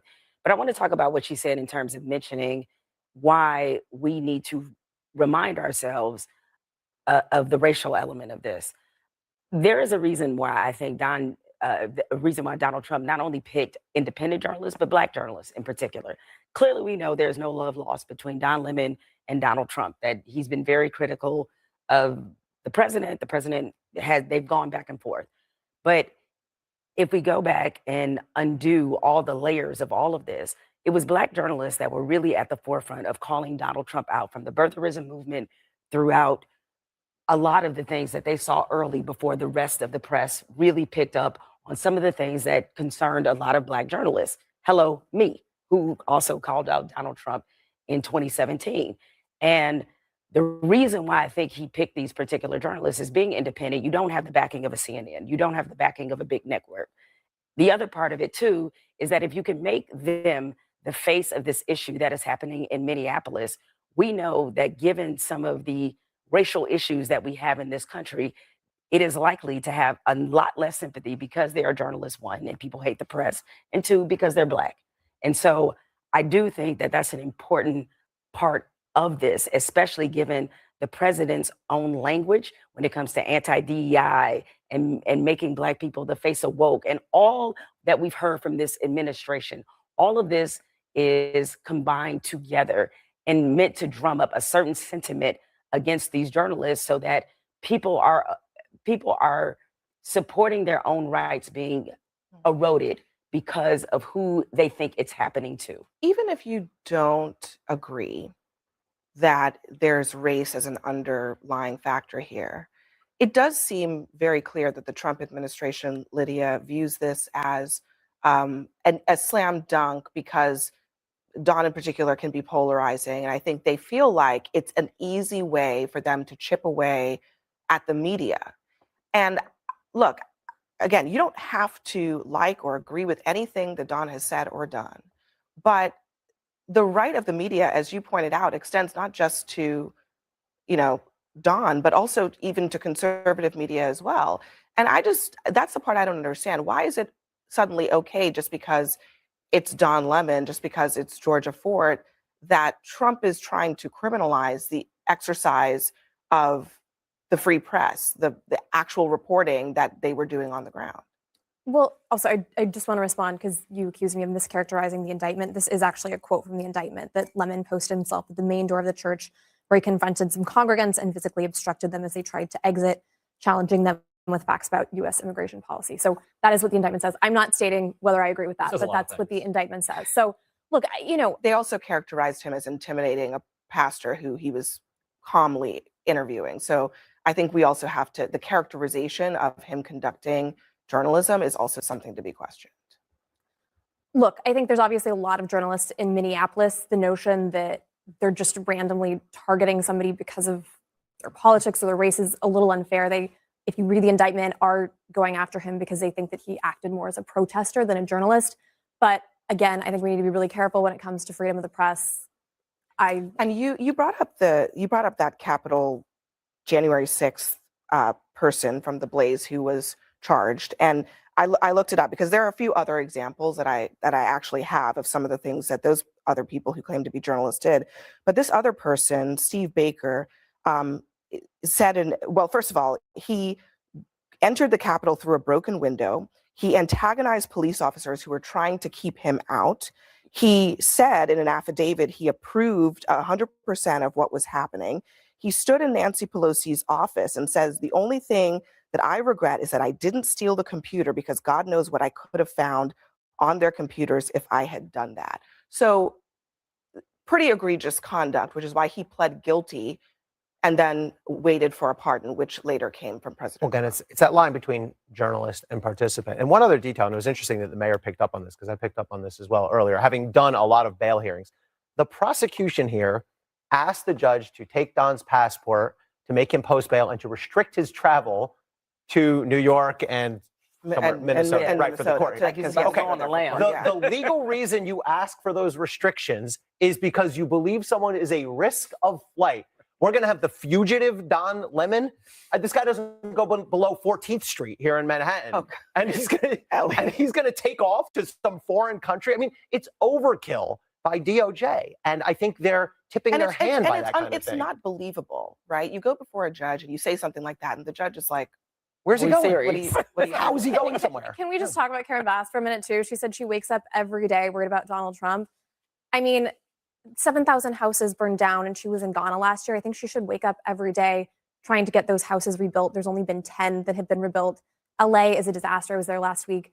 RVs lining the street because there's 200,000 people who don't have homes. I'm very tired, especially of Mamdani and Bass opining on all of these national issues when their cities need people who are managing what's going on the street. Her city is often under attack by the person that is the president. I think she also has wants every houses to be more expensive. Exactly. Anyway, so. I think she has every right to be concerned. He quite literally said that.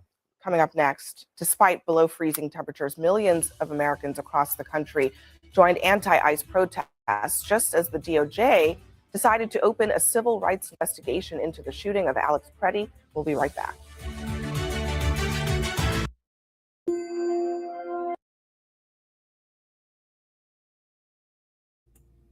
All right, y'all. So that was just a real quick clip. That one wasn't long.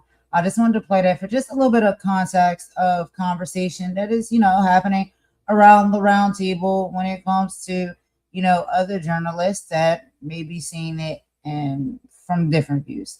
And I did really think it was pretty interesting to watch. I didn't understand the one lady with the red suit. Like, she seemed very upset that none of her talking points were sticking. She was very confused as to what was being said, and it's like, that is a problem that we still are struggling with and dealing with, is like this smug attitude that a lot of people have, where it's less like they know that they're right. Anything else that you say is wrong. They refuse to see it that way. And nobody has to see things the same way. That's understandable. But to at least have some respect around it and at least see where people are coming from when they talk about these things. But anyway, moving on from that, y'all. We're about to go ahead and get into our final video and coverage for this live. And so, y'all, this one is going to be interesting, y'all, because y'all know who this is, Loud Mouth. So go ahead and turn y'all volume down. But anyway, this is coming from Stephen A. Smith. And he is having a conversation with legal analyst DL Hughley. I hope I'm saying that right. And they are talking about, this arrest with Don Lemon. And a pretty interesting conversation. I wanted you guys to hear just a bit of that. It is not too long. I think it's going to put us pretty much just slightly over the 2-minute mark. I'm not going to play all of it. I'm going to play, just at least the beginning part of the conversation for y'all. Y'all will hear some interesting conversations. So let's just go ahead and get into this real quick, y'all. I'm going to put this up on the screen, and I'll meet you in the chat per usual. Give me just a second.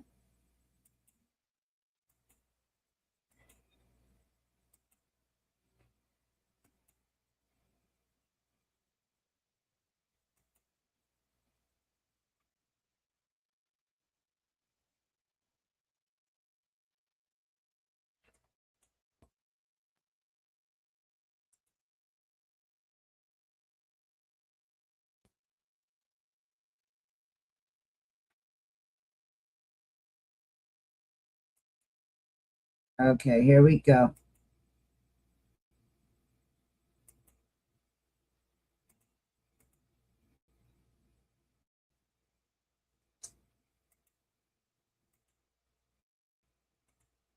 Come on.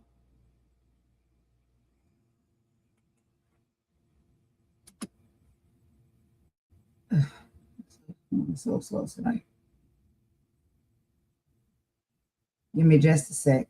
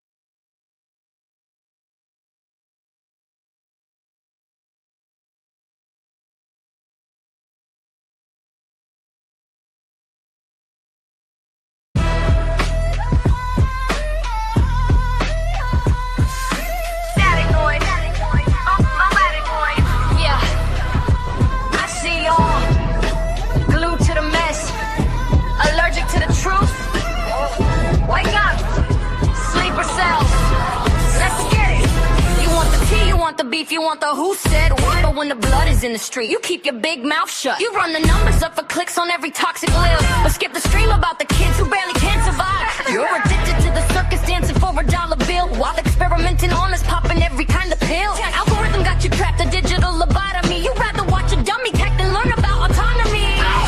Low vibrations, yeah, that's all you crave. Mind of a zombie, walking to the grave. Talk about the spirit, talk about the fight. You vanish like a ghost, you're disappearing in the night. Dumbass zombies, sleepers in the cell. Build your own prison in this digital hell. Low vibrations.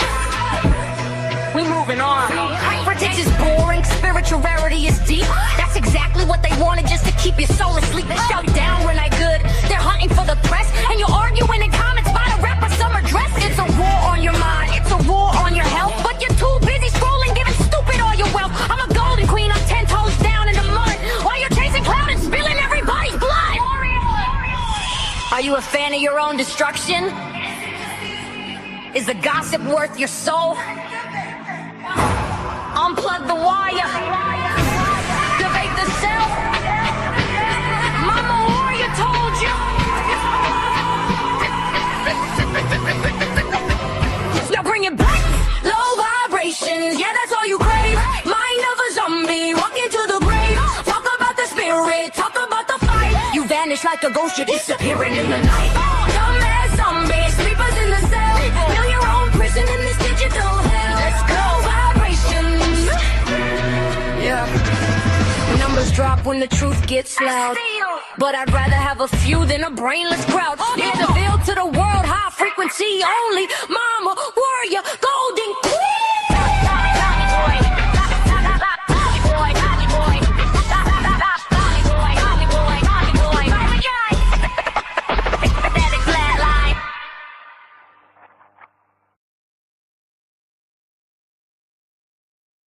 Sickness spreads in whispers, in poison wells and corrupted carpet. But a community with a strong immune system develops its own antidote. This is the cure. Listen.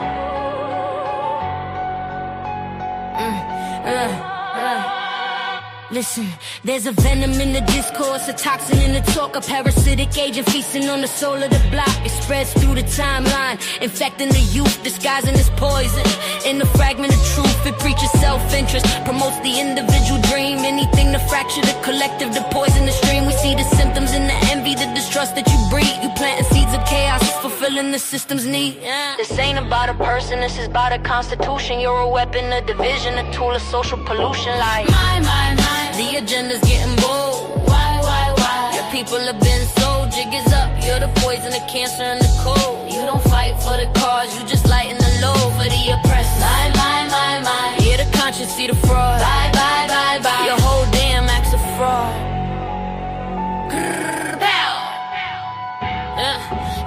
symptom of the sickness, a tool of the trade. For every conscience that we take, you pull us from the shade back into the darkness. Fighting sister against brother while you collect the profits, then go poison another. You weaponize our trauma, you monetize our pain. Tell us to tear each other down for your temporary gain. You speak the language of the people with the motives of the state. Asleep a cell of selfishness designed to make us hate. But the body's getting stronger, the fever's starting to break. We can finally see the difference between what's real and what's fake. Like, my, the agenda's getting bold. Why? People have been sold, jig is up. You're the poison, the cancer, and the cold. You don't fight for the cause, you just lighten the load for the soul. My, yeah, the conscience see the fraud. Bye. Your whole damn act's a fraud. But the antidote is unity, the cure is in the roots. It's the knowledge of the elders and the fire in the boots of a generation rising that refuses to be bought. Recalling all the lessons that our ancestors taught. We cleanse the foundation, rebuild the immune to make the collective a garden where the real seeds can bloom. You can't poison a forest that shares a single source. We are the uprising, the unstoppable force. This is a conscious rebellion, a surgical strike to separate the healthy cells from the ones you're alike. This is more than a track, it's a call to the core to protect the foundation of what we're fighting for. So let them have the clout, let them have the fake fame while we reclaim the power that's attached to our name. Every word is a brick, every verse is a wall to protect the community and watch the poisoners fall. So let the record show a community divided is a target, a community infected is a tragedy, but a community united is a revolution. And the golden rule: protect the people. My. Protect the people. Protect the people. My. Protect the people. The people presence. My. My.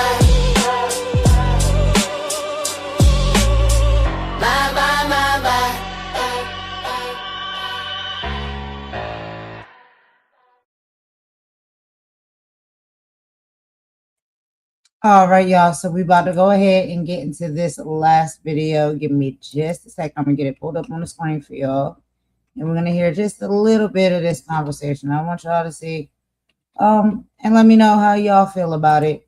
But of course, yeah, this is from Stephen A. Smith, and him being a journalist himself, he had a lot to say about what he saw and bear witness. You know, Don and a few other journalists go through, and so. Pretty interesting conversation. We're not going to play all of it, but we will play some of it, y'all. So let me go ahead and get that up on the screen real quick, and we will listen to that audio. Give me just a second. And we got to skip these ads, y'all. I hope y'all are enjoying the live. All right, let's go ahead and get into it. Let me put this up here. Boom. All right, I'll meet y'all in the chat per usual.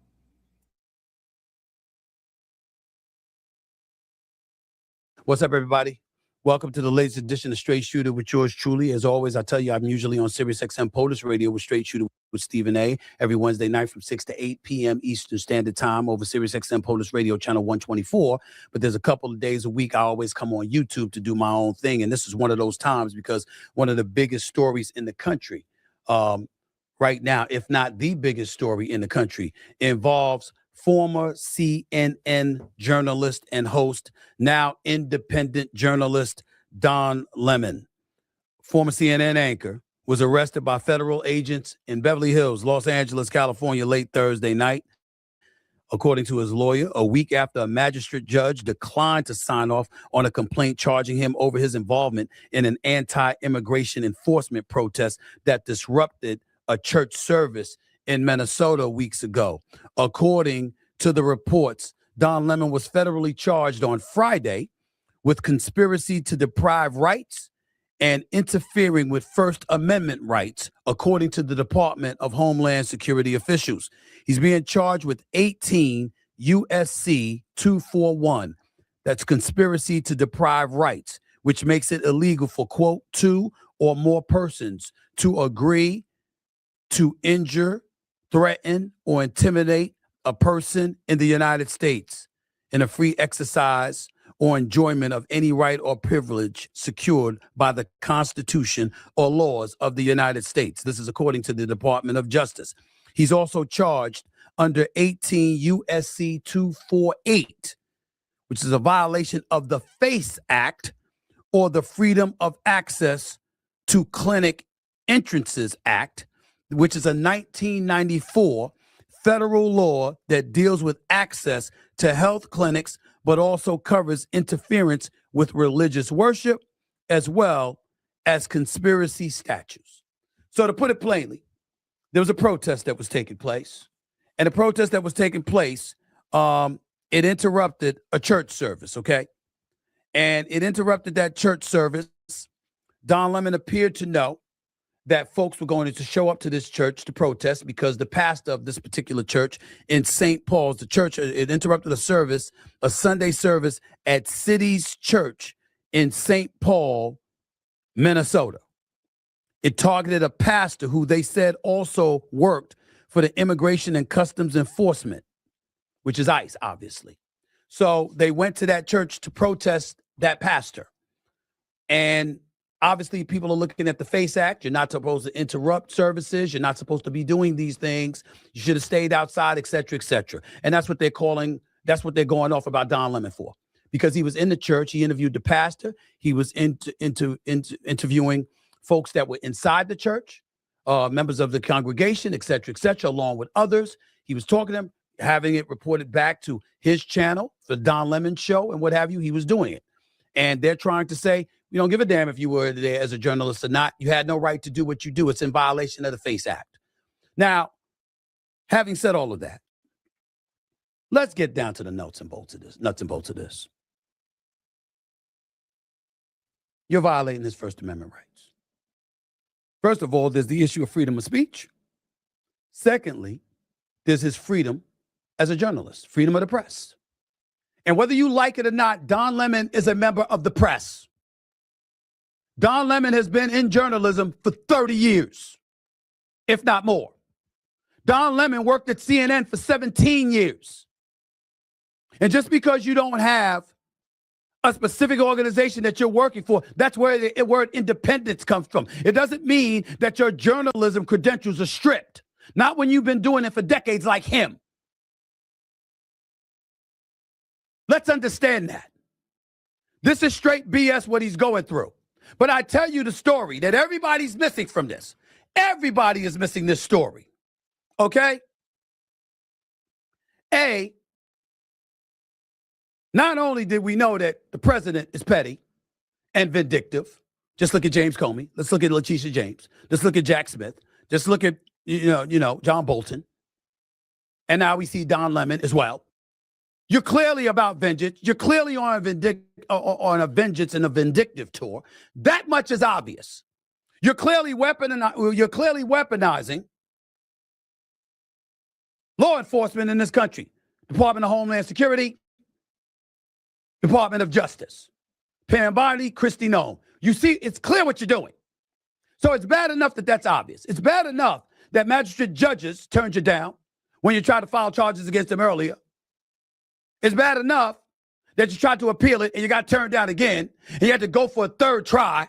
And Lord knows what you did to conjure up the charges to justify you arresting this man in Beverly Hills while he was working the Grammys, by the way.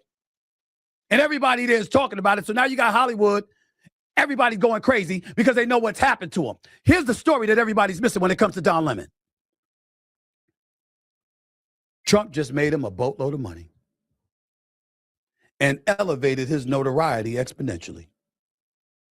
If Don Lemon wasn't known before, and he was known, if he wasn't known before, if he wasn't generating revenue before,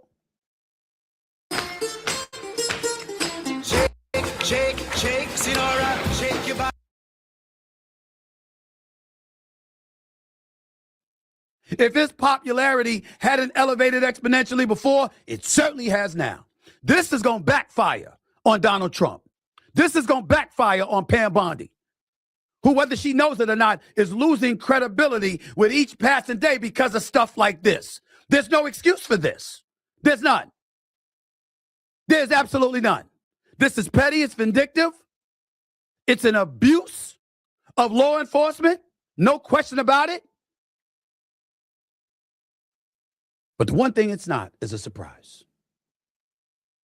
The thing about it is, like I said, the storyline is that Trump is going to end up looking like the fool in all of this. This is the White House early today. Don Lemon arrested. This is from the White House. This is what they posted.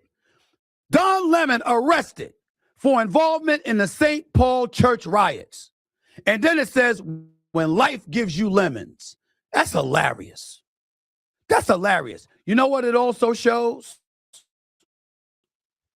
Prejudice. It also shows that.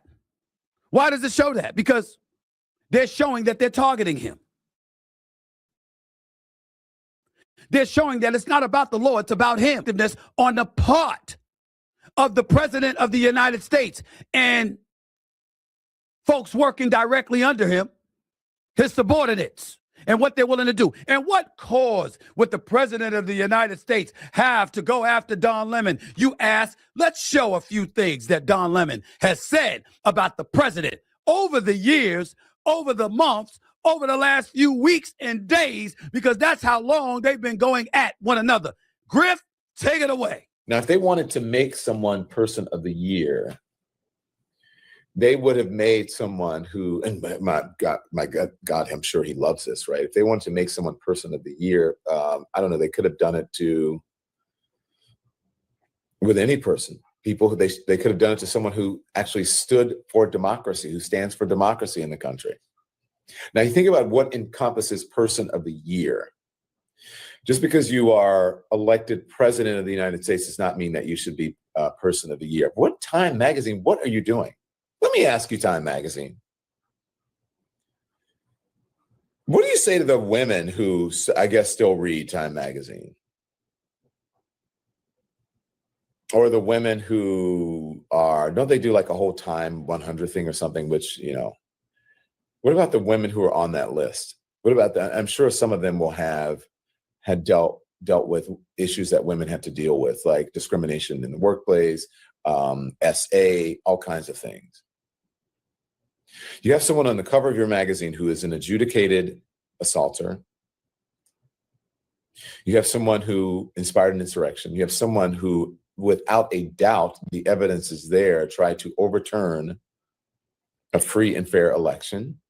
Some farmers say, without these workers, they have about 2 days that they can run their farms. And then after that, it's over. Oh my gosh, I love this. Now you're finding out, you dumb fucking idiots. Now you're just figuring this shit out. You're so fucking stupid and you deserve it. You fucking deserve it because you're so dumb. Jim, it's hypocrisy. So go with me here. Yes, I am gloating over your stupidity and how you were taken. I'm cackling in Kamala, says in Shanta. You have been co-opted because you're in a fucking cult and you don't even realize it because you have stupid MAGA brain. Attention, ICE. Let me just say something that most journalists will not say. They can't say it. I understand that. But I'm an independent journalist now, so I can't say it. Fuck off, ICE. Fuck all the way off. You are low-life losers, and you feel empowered by your dear leader, Donald Trump. You've never had this position of power before, small person, and you are treating people in an inhumane way, and you don't even understand why, because you're too dumb to figure it out. See what I'm saying? To know Trump, to know how petty he can be, to know how vindictive he can be, to know that you've literally seen elected officials saying, well, they did go after him. They really put him through a lot of stuff like that. In other words, they're justifying the vengeance. They're justifying the vindictiveness. That's what they're doing. Shake, shake, shake, Sinora, shake your body. Ladies and gentlemen, be very, very clear. That's what's going on here. and it's coming from me, along with many, many others. I'm not one that thinks it was particularly wise for Don Lemon to go into that church. I say a house of worship, don't go there. Don't go there. That would have been me. Get them when they're coming outside. Don't go into it. You know, it's private property. Who knows what they can charge you with, particularly with this administration. I didn't think it was the wisest thing for him to do, to go into that church, knowing how knowledgeable he is, knowing how smart he is, knowing how accomplished he has been as a journalist. I just felt like, hey, you know what? That wasn't the wisest thing to do. But he knew what he was doing, and it was clearly a risk that he was willing to take. How Trump and them have reacted to it all is the pathetic part of it. And then when you see people like Pam Bondi saying the kind of stuff that she says, it doesn't make it any better. It makes it worse. Play that for me, please. Make no mistake, under President Trump's leadership and this administration, you have the right to worship freely and safely. And if I haven't been clear already, if you violate that sacred right, we are coming after you. I can't tell whether that's her or Kristi Noem. If you didn't show me the video, I wouldn't have known it was her. Don't they sound exactly the same? See the commercial with Kristi Noem and you know, folks being deported or getting on a plane and they're flying off. And there's like, she's like, you know, if you're not here legally, this is what will happen to you. You know, with the cowgirl hat on and all of this other stuff, Pam Bondi saying what she says. Well, if you're so right and you're so righteous, why in the hell do you have to take 3 bites at the apple before you can get an arrest warrant? See, these are the kind of things that's happening because in the end, what it comes down to is this. It all equates to noise. Trump knows good and damn well this is going to be much ado about nothing. Don Lemon will be out of jail shortly if he's not already. And yes, he's going to have to spend money out of his pocket to defend himself in all likelihood. And that's probably the kind of inconvenience that Trump wants to cause to Letitia James, to Don Lemon, to John Bolton, to James Comey, to Jack Smith and others, because that's the kind of inconvenience they caused him. They hurt his wallets where he had to have all of these defense attorneys watching his back and representing him. And he wants to do the same thing to them, the same old pettiness or whatever. But this is how you make sure that you're cool and you're guarded, particularly if you're the Democrats right now, because we all know this is going to be politicized. Don Lemon is not going to jail. In the interest of full disclosure, I do have an obligation to point out, you know, what could potentially happen, because we can't ignore that, because we have to make sure that we highlight the charges here, okay? So if you're Don Lemon, you've got to deal with this stuff. If convicted of both charges, he could face more than a decade in prison, according to the Department of Justice sentencing guidelines. As for how likely the charges are to stick, let's call it what it is, at the very least being diplomatic here, engaging in diplomacy. It's going to be an uphill climb, because he was there as a journalist, because that's what he's been doing his entire career. All he has to do is show similar footage to the kind of stuff that he's done throughout his career to show this is what comes along with journalism and where they're going to go then. Needless to say, the Democrats had to speak up, and I think it was apropos in this particular instance, especially for Senator Chuck Schumer, you know, minority leader in the Senate. And what does he say? Quote, once again, the administration is behaving no differently from the police states and authoritarian regimes across history. They've arrested a journalist for the crime of doing his job. The arrest is a dark message to journalists everywhere. If you dare criticize this administration, watch your back. This is not democracy. That is a police state, and that is pure authoritarian bile. Democracy will suffer if the government chokes our civil liberties. I think that's an excellent quote on the part of Senator Schumer. I think it's apropos for this particular case, no doubt. And most importantly than anything else, it's playing right into the Democrats' hands. It doesn't escape me that Don Lemon was arrested on the very night before 3 million pages of the Epstein files were being released. It doesn't escape me that it occurred the week that Trump was dipping in the polls. It doesn't escape me that he's being arrested at a time when there's a bevy of problems, whether it's Iran, whether it's the economy, whether it's ICE in the streets, seen with a 5-year-old 1 minute, seen shooting Alex Preddy another minute.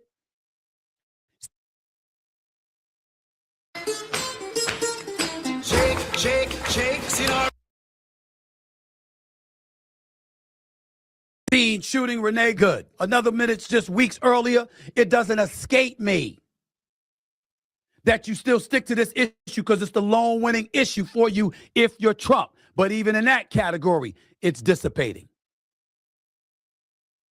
Because of how things look, because of what's been transpiring, because 2 Americans have been killed, because there's chaos in the streets of America. America has already shown you. If we did have a struggling economy, we'll deal with it.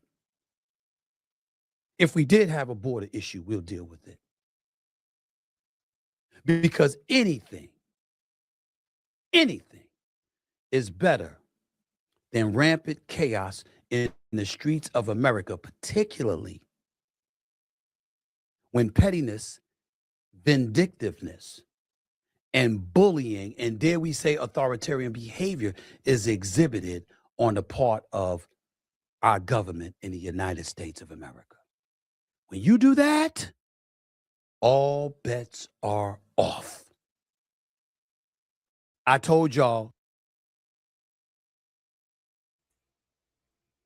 All right, y'all. So that is our stopping point right there. It is a full video, so I don't want to play all of it, but I just wanted to play some of those talking points right there from Stephen A. I was going to go ahead and play some of it where he gets into the conversation with DL Hughley. I'm just kind of going over in time, y'all. I don't want to hold y'all up too much. I might just play a few little pieces of that conversation for y'all to hear. Just because we did mention it, I did mention that I was going to do it. And so I did want to hear some of their talking points, but I was listening to Stephen A because, the controversy when it comes to him. Sometimes he's on it, sometimes he's not. We can't be sure. But the talking points are pretty interesting. And I know a lot of people may feel the same exact way. They may feel and have the same talking points that he has, or they might feel in the opposite way. We can't be sure, right? Everybody feels and thinks the way they do. And there is difference of opinion, and that is always to be respected and accepted. Let's just play a little bit of their conversation real quick. We'll go to about the 2 hour and 35 minute mark, and then I'm going to go ahead and wrap this live up for y'all, okay? All right, here we go. Let's listen to some of their conversations together. I sped forward. Here we go. I appreciate it. Now, listen, we all know what's going on here with regards to Don Lemon.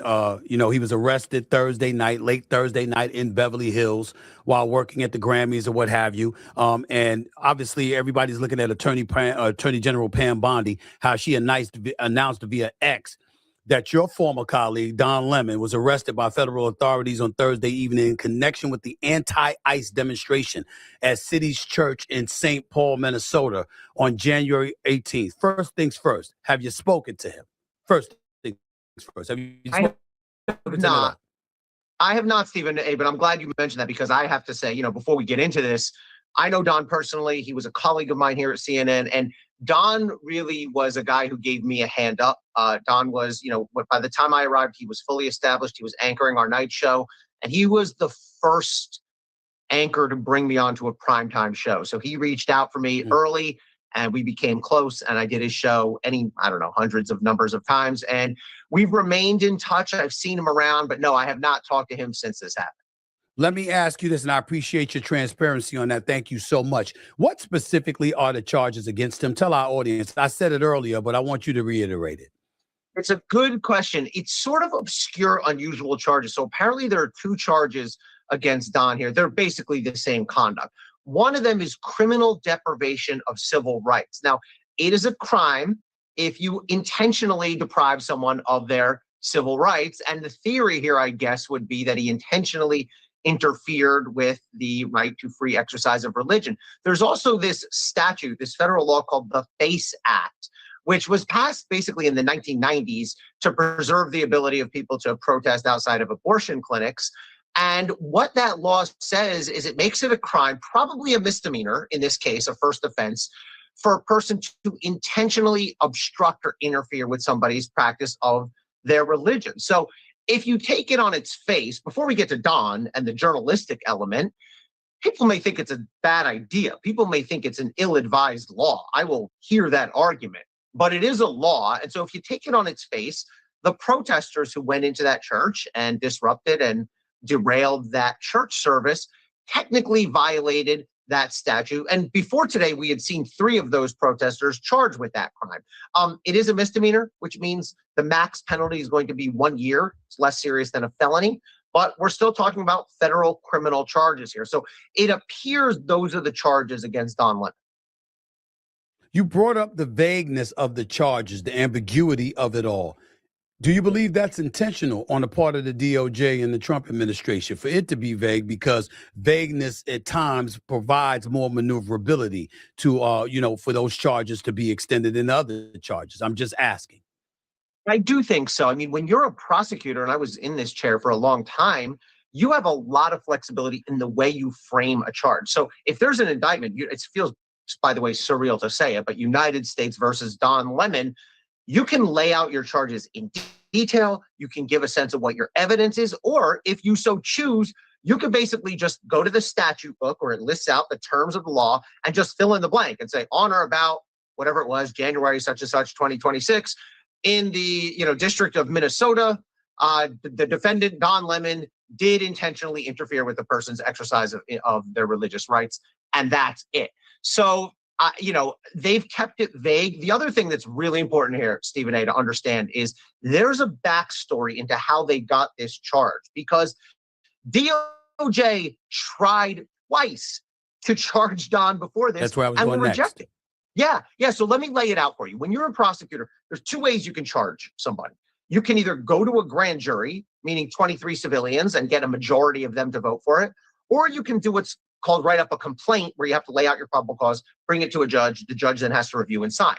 So DOJ first tried the complaint. They brought it to a judge, and a federal magistrate judge looked at this and said, no, I'm not signing this. And that judge did sign it as to the other 3, but not to Don and not as to other people. And I'm sure the reason for that is the First Amendment, that it's not a crime for a journalist to cover a crime. Failing that, DOJ then went to the appeals court and said, well, you have to force them to sign this complaint. And the appeals court said, absolutely not. And failing that, now try 3, they've gone to a grand jury, and they've gotten a grand jury to issue a complaint, an indictment against Don. Now, you may say, you will hear surely DOJ say things like, well, civilians and normal people looked at this evidence and concluded there was probable cause of a crime. But I'm here to tell you, you've heard the old thing about a grand jury will indict a ham sandwich. It's largely true. Grand juries are spoon-fed whatever the prosecutor chooses to give them. There's no defendant in the room. There's no defense lawyer in the room. There's no cross-examination. There's no judge. And so it doesn't shock me. It surprises me, but it doesn't shock me that they were able to get, and you only need a majority in the grand jury, right? In a trial jury, you need unanimity. So here you need 12 out of 23. So they apparently have gotten this indictment. I don't think it's going to last. I think a judge is going to throw it out. Well, I'm thinking about the fact that a federal magistrate judge had previously rejected the criminal complaint, like you pointed out. The appellate court said, we're not going for it. We're gonna stand by their decision as well. How the hell do you get a third bite at the apple? What is it that you did the third time around that wasn't good enough the second time around to get to get you to be able to arrest this man? Don called it. There's an interview he did a week or so ago with Allison Camerata, another of our former colleagues here. And Allison asked him, do you think they're going to try again? And Don said, of course they will. That's what they do. And by the way, look, I am no apologist for Jim Comey or Letitia James. I've sharply criticized both of them.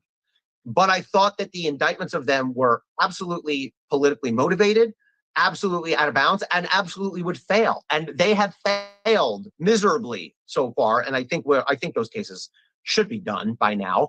And I think we're seeing the same thing play out now with Don. I think they kept on trying every different outlet, even when a judge said no, when a court of appeal said no, they were like, we'll try a grand jury. They might have tried again if the grand jury said no. And I think they're going to lose. I think that much is clear. DOJ is going to lose. I don't know if they care, though. I really don't. I think they almost feel like getting off the charge, getting off the indictment, that's sort of the win. You know, the cheap shot, the sucker punch is the win, and we'll just worry about whatever happens later. We're talking to Ellie Honig, CNN senior legal analyst right here with George Truly, Straight Shooter with George Truly. I got to ask you this, too, because the FACE Act has been brought up on numerous occasions. The federal government cited that act to justify the arrest of Don Lemon and the other protesters as well. Explain what the FACE Act is to our audience and how could it possibly apply here?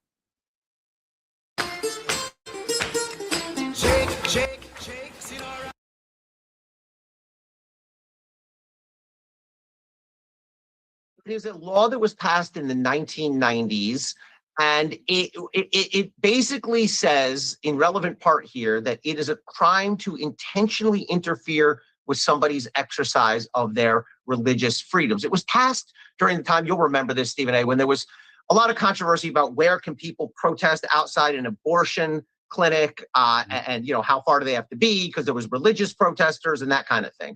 And so it was a law designed to protect religious expression, religious liberty. I think in this instance, it comes squarely up against another First Amendment, right? I mean, freedom of religion is First Amendment. So too is freedom of speech. So too is freedom of the press. And I think that's why Don's case is going to be different than the other protesters, because he's going to simply argue, I was covering this as a journalist. I mean, if you look at Don's videos, he is doing what journalists do. He doesn't have the typical big brand name. It doesn't say CNN on his truck anymore. It doesn't say, ESPN or whatever on his truck. But what Don is doing, I mean, he's got over 1 million subscribers and followers on YouTube. You're showing clips of it right now. He's interviewing protesters and parishioners alike. He's talking to the people in the church. He's doing what journalists do. And I think any federal judge, when this case lands on his or her desk, is going to say, this is protected First Amendment freedom of the press. And that's why I think the case is going to get thrown out. You think the case is going to get thrown out? How soon do you think it'll get thrown out? Just as soon as these issues can get briefed up. I mean, it may take a few weeks to brief them up. Don's lawyer, Abby Lowell, that name may seem familiar. I know Abby, he talked to me for my book. He has represented, almost everybody you can think of. He represents Lisa Cook, who's the Fed governor. He represented Hunter Biden. He actually represented Jared Kushner at one point, but primarily has been on Democratic sides. But Abby is a known First Amendment lawyer. I think the way this is going to play out is the judge, certainly Don's getting bail. They're not going to hold him. That would be insane. And then the judge is going to say, let's set motions. And Don's lawyer, Abby, is going to file a motion to dismiss that this violates the First Amendment, and the government, I'm interested to see their argument that it doesn't, actually. And I think then the case is going to be dismissed. Folks on the right will try to make that level of vitriol both have shown for one another is an indication of activism as opposed to journalism, and that's why they could justify going after him. What kind of argument if they tried to make that argument, do you think it holds water? No, this argument's going to go both ways. So if the administration says, look, Don Lemon hates Donald Trump, and Don Lemon is really more of an activist than a journalist, and he's fake news and all that, you're still protected. You don't have to be down the middle media to be protected by the First Amendment. You can be ragingly right or left. You can be Newsmax, or you can be Don. You are still protected by the First Amendment. But the other way is going to help Don if he needs to. If he doesn't somehow win on First Amendment, I promise you he will argue, and we know this because Jim Comey and Letitia James argued it, that this is what we call a vindictive prosecution, that the prosecution is political payback to punish him for his political views or based off some sort of vendetta held by somebody in power in the government. So I think that's his best argument. I think it's his best argument. I mean, it's clear as day. That's what it is. But go ahead. Yeah. I'm sorry. If I was briefing this for Don, I would start with the First Amendment, argument 1 in my brief, motion to dismiss, and argument 2 would be vindictive prosecution. But I mean, what could be more clear than that Donald Trump hates Don and that Pam Bondi and others have targeted him because of that? Last 2 questions. Don was seen on video with people in a car talking about going to the church. I saw folks on the right bring that up, saying that he went there with intent to join protesters. others. Therefore, he should be considered one of them. Just because you were asking questions of folks doesn't mean that you weren't a participant as a protester and an activist as opposed to a journalist. To that, you say what? I've seen those videos, and I don't think they show what people are saying they show. Those videos clearly show that Don knew something was going to happen in a church. He knew that there was going to be a protest in a church. He did go in there, but that doesn't change the fact that he was covering it as a journalist. Look, if Don was in there yelling through a megaphone and waving signs up and down and not broadcasting it to his viewers, you could argue that he's a participant. But if you just look at what he did, yes, the video in the car shows that he knew that there was going to be a protest, that he knew it was going to be in a church. He had clearly been in some sort of communication or received some sort of tip. But journalists get tips all the time. This thing is about to go down. You may want to be at the corner of, X and Y street. Watch for a decision coming down from this court at 10 o'clock.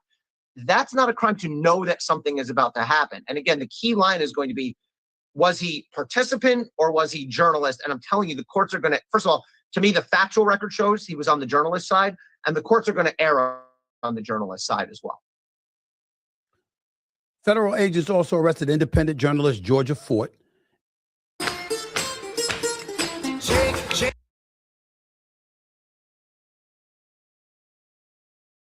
And activist Traherne Jean Cruz and Jamal Lydell Lundy. What do we know about their arrest right now?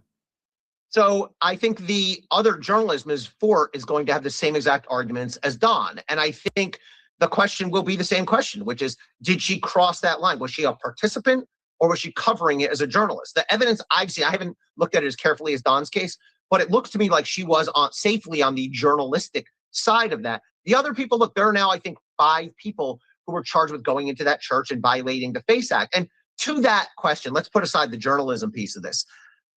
My read on this as someone who was a longtime prosecutor is, did they violate the FACE Act on its face? Yes, because they did intentionally disrupt the practice of religion. On the other hand, you have to ask the discretionary questions if you're a prosecutor. Was this an ongoing disruption? Were they protesting for days on end? Were they stopping people? No, they disrupted one service. I'm not saying it's a good thing, but you have to consider the scope of it. There was no violence, there was no physical force, and they weren't targeting this church because they wanted to dissuade people from exercising Christianity or Catholicism. It's not like they said, we don't like that religion. They wanted to protest ICE. So I get it. I think the charges against the people who actually went into that church are on their face valid. I'm not sure it's a good exercise of discretion and judiciousness by DOJ. And by the way, remember, ultimately, they're going to have to get these cases, they're going to have to bring these cases to conviction either in front of a judge or a jury. And if you end up in front of a jury, because it's a misdemeanor, it may not have to go to a jury. But man, do you see 12 Minnesotans unanimously finding these folks guilty? I'm not sure how likely that is. Right. Before I let you go, Department of Homeland Security, the DHS, it's been said that they violated an inordinate amount of court orders. 1 minute I see the numbers at 96, another minute I see it over 100. Do you have any idea how many court orders they have violated along the way? It is at least 100, and I know that because an opinion came out just the other day from a conservative George W. Bush appointed judge who just unleashed on ICE and DHS. Basically, and it's not even the cases you and I have been hearing about, Stephen A. It's not the Minnesota case. It's not the 5-year-old. It's not Kilmar. I mean, they did defy some orders with Kilmar Abrego Garcia, but it's these unknown cases where this case in particular, a judge said this detainee is to be given a hearing by, I think it was January 21st. And the person was not given the hearing. And the judge issues this scalding ruling, basically saying, I've never seen this. Again, this is a conservative Bush-appointed judge saying, I've never seen this level of outright defiance of court appearances. And the judge said, I order the head of ICE's operations into this courtroom by Friday, what's today, unless this person is given their hearing. And sure enough, because of that, the person was not only given the hearing, but released. So this is not to be taken lightly. I mean, it was, listen, I was at DOJ, I was a state prosecutor, 14 years total. It was not seen as remotely optional. Oh, a judge issued an order. Do we want to comply? It's not like a high school English class. We're like, I'll hand it in when I get to it, or maybe I'll take a 0. That's not an option when you're a prosecutor. And so it's good that judges, regardless of political persuasion, are aggressively calling this out. we pick out last question. We pick out an abundance of things where when you see something politicized, we take a side and we ultimately say this is going to hurt this side. This may help the side. That's from a political perspective. From a legal perspective, courts have feelings. You've seen the judge. You talked about the judge appointed by Bush and how he excoriated and railed against the Trump administration, the DOJ and the DHS because of, violating court orders and what have you. From a legal perspective, how much is tolerated when you ignore an abundance of court orders and you're clearly not following protocol and you're not following laws? How much of that is tolerated before you, even as a White House administration or the legal arm of the law that it has available to itself, gets checked? And I'm talking about permanently, because you're just not, when I'm talking about you're just not following the law. When do they get checked from the legal community in terms of the court saying, we don't even want to hear from y'all anymore because y'all ain't doing things the right way? One thing I think we've learned during this first year of Trump's second term is you can get away with a hell of a lot if you're willing to push boundaries. And the consequences are pretty minimal. I mean, think back to the Kilmar Abrego Garcia case. This is the guy who was wrongly deported to Honduras and then brought back, and now he's being prosecuted. I mean, DOJ defied orders and played word games with courts up to the Supreme Court, and various courts issued these scalding rulings and saying, I've never seen anything like this. It's an outrage. But ultimately, it did not get to a point where people were held in contempt. They were threatened with contempt. And contempt, I mean, as a practical matter, you're not looking probably at imprisonment. And the point to your question, Stephen A., is we put a lot of faith in the good faith of our Justice Department to play fair, to at least abide by rulings, whether they like them or not. And we're seeing that if people choose to just disregard that, there's not a heck of a lot that happens to them. Now, there may be professional consequences. There will be reputational consequences. Some people have lost their licenses. I mean, Rudy Giuliani and Sidney Powell, separate context, but they all lost their bar licenses. But I think one of the lessons is our laws are important, our rules are important, our regs are important, but ultimately we depend on the good faith of the people who hold these jobs. And if you have people who hold these jobs who don't give a crap and are going to do what they're going to do, there's not a heck of a lot you can do to stop.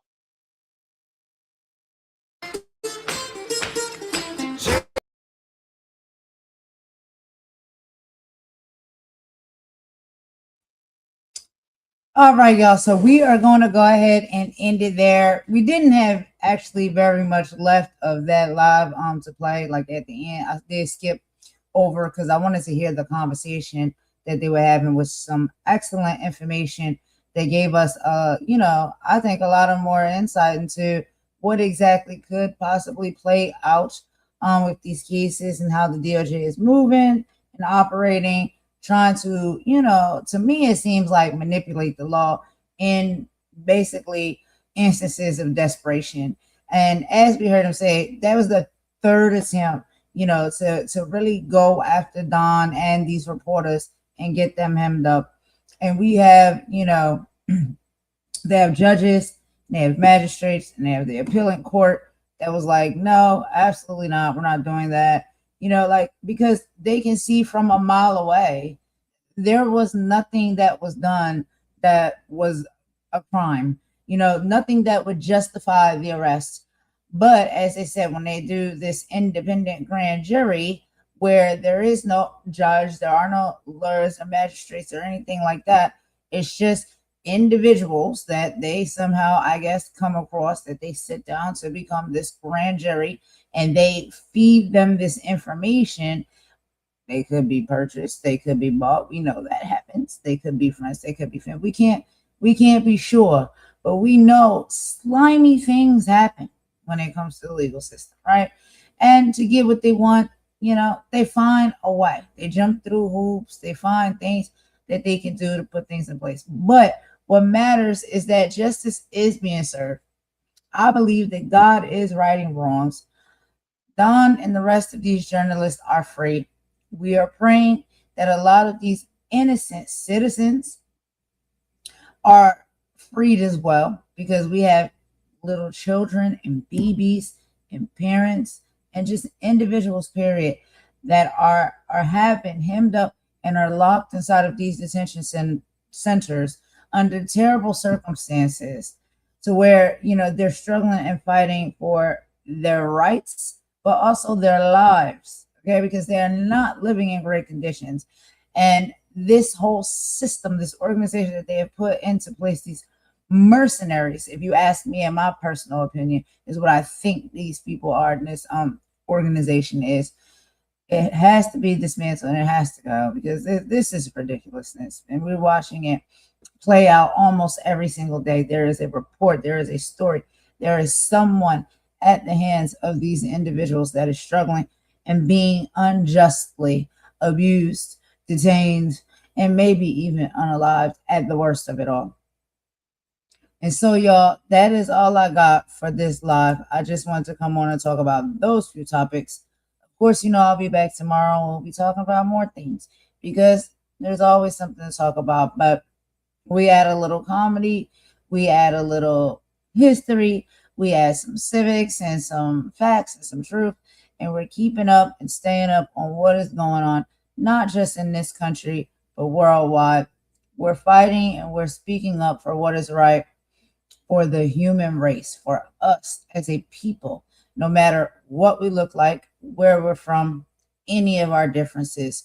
We are human beings first, and we're fighting for our rights, and we won't let them take them away from us. So in any way we can put in a good fight, whatever effort that we can put in, let's do it, y'all. However you can step to the bat, let's step to the bat. I'm willing to do so. It's not much I can do, but I'm willing to come forth at least and talk about these things, have these open conversations, bring this information to the forefront, and keep it alive.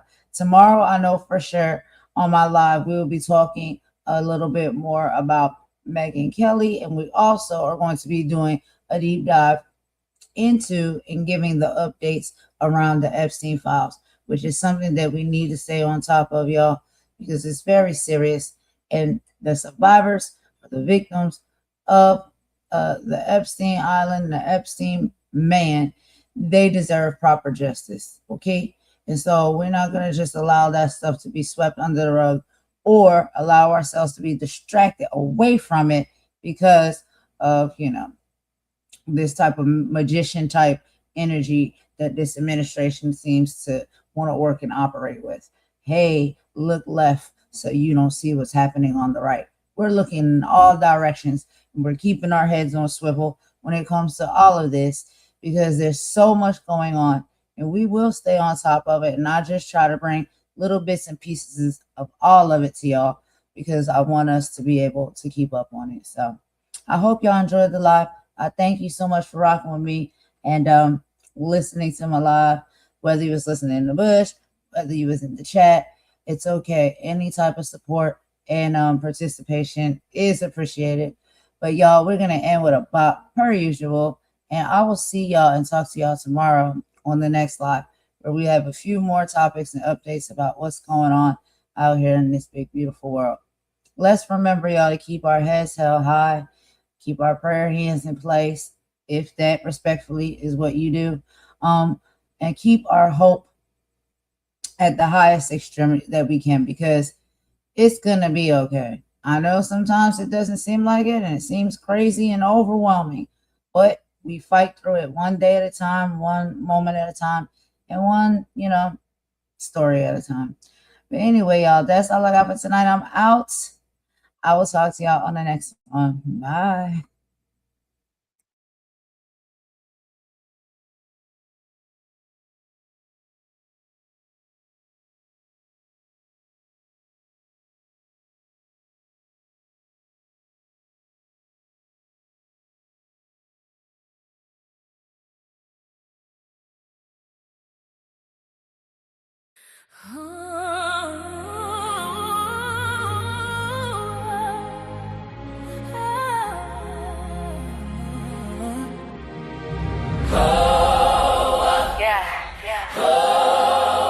It's enough.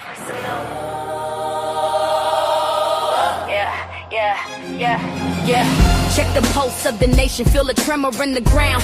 Another hollow promise, another hateful sound. The burner phones are buzzing, the leaked DMs exposed. The country club whispers about the people in their robes. They smiling for the cameras, preaching unity and grace. We're drafting legislation to keep you in your place. The dog whistles the sirens, now the hoods are in the open. Igniting tiki torch shadows, leaving spirits broken. They wanna turn the clock back to a time of guilt and pain, where progress is a dirty word and fear is how they reign. But every soul they try to crush, just learn to stand up straighter. This ain't a game of politics, this is gladiator. Enough is enough. The whispers turn into the heat. I feel so picture. Enough is enough. Where the people at the table filling up our cup. This ain't about a party. The lines are clearly drawn. It's the light against the darkness that's coming for the dawn. Holy versus evil is the truth against the lie. We ain't backing down. With a fire in the sky. They coming for the libraries, wanna burn away the facts. Erase the bloody chapters so you can't see the tracks. They gerrymandering the district, drawing every map. Your vote is just an echo caught inside the power trap. They purging names from voter rolls and calling it secure, while scream about election fraud to keep their motives pure. They wanna legislate the scars upon a woman's soul, and own the very choices that were never theirs. Control from the classroom to the courthouse, a calculated scheme to suffocate the promise of the American dream. But they forgot the dream was dreamed by rebels and by slaves, and their spirit is the very ground that trembles in their graves. Enough is enough.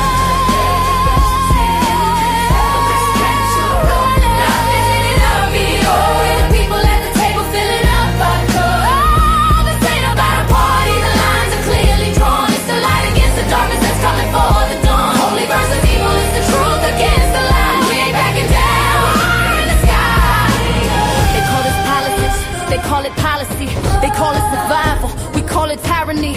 They stand on podiums with a Bible in their hand, but don't know the first thing about the soul of this land. This is for the teacher hiding books up on the shelf, for the doctor taking notes to more than just himself. This is for the dreamer facing down an ice patrol, for every ancestor's prayer that paid the spirit's toll.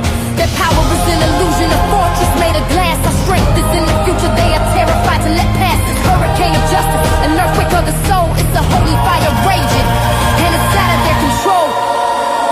Enough is enough. No more. Standing too long now that you can't stand. Enough is enough. See the people at the table filling up our cup. Enough is enough.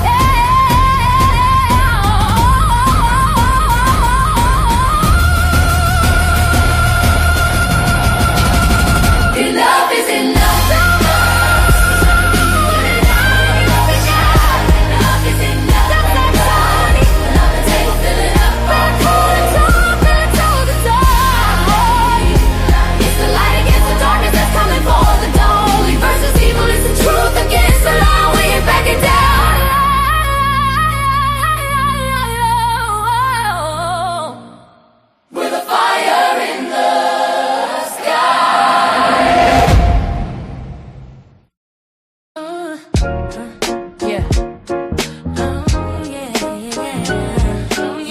To the right place. Welcome to the rain.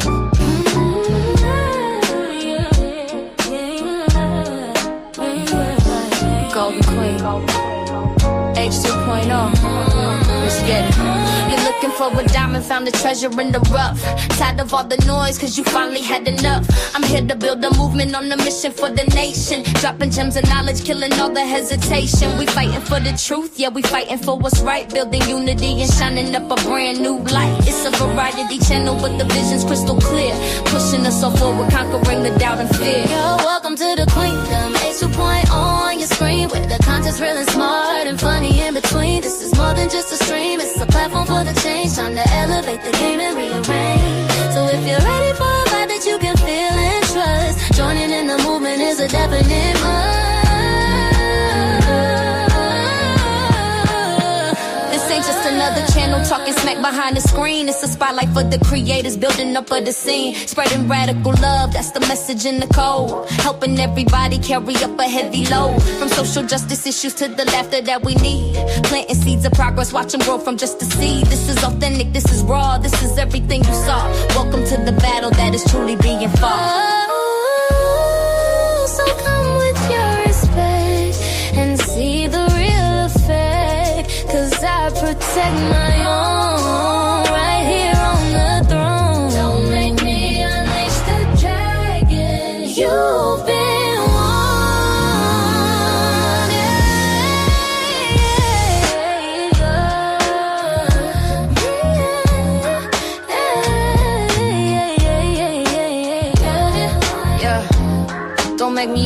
dragon, you've been warned. Yeah. Don't make me unleash the dragon, you've been warned. Yeah. Yeah. Golden Queen Age 2.0. The movement starts now. Go ahead. Hit subscribe, ring that notification bell. You don't want to miss a thing. Welcome to the family.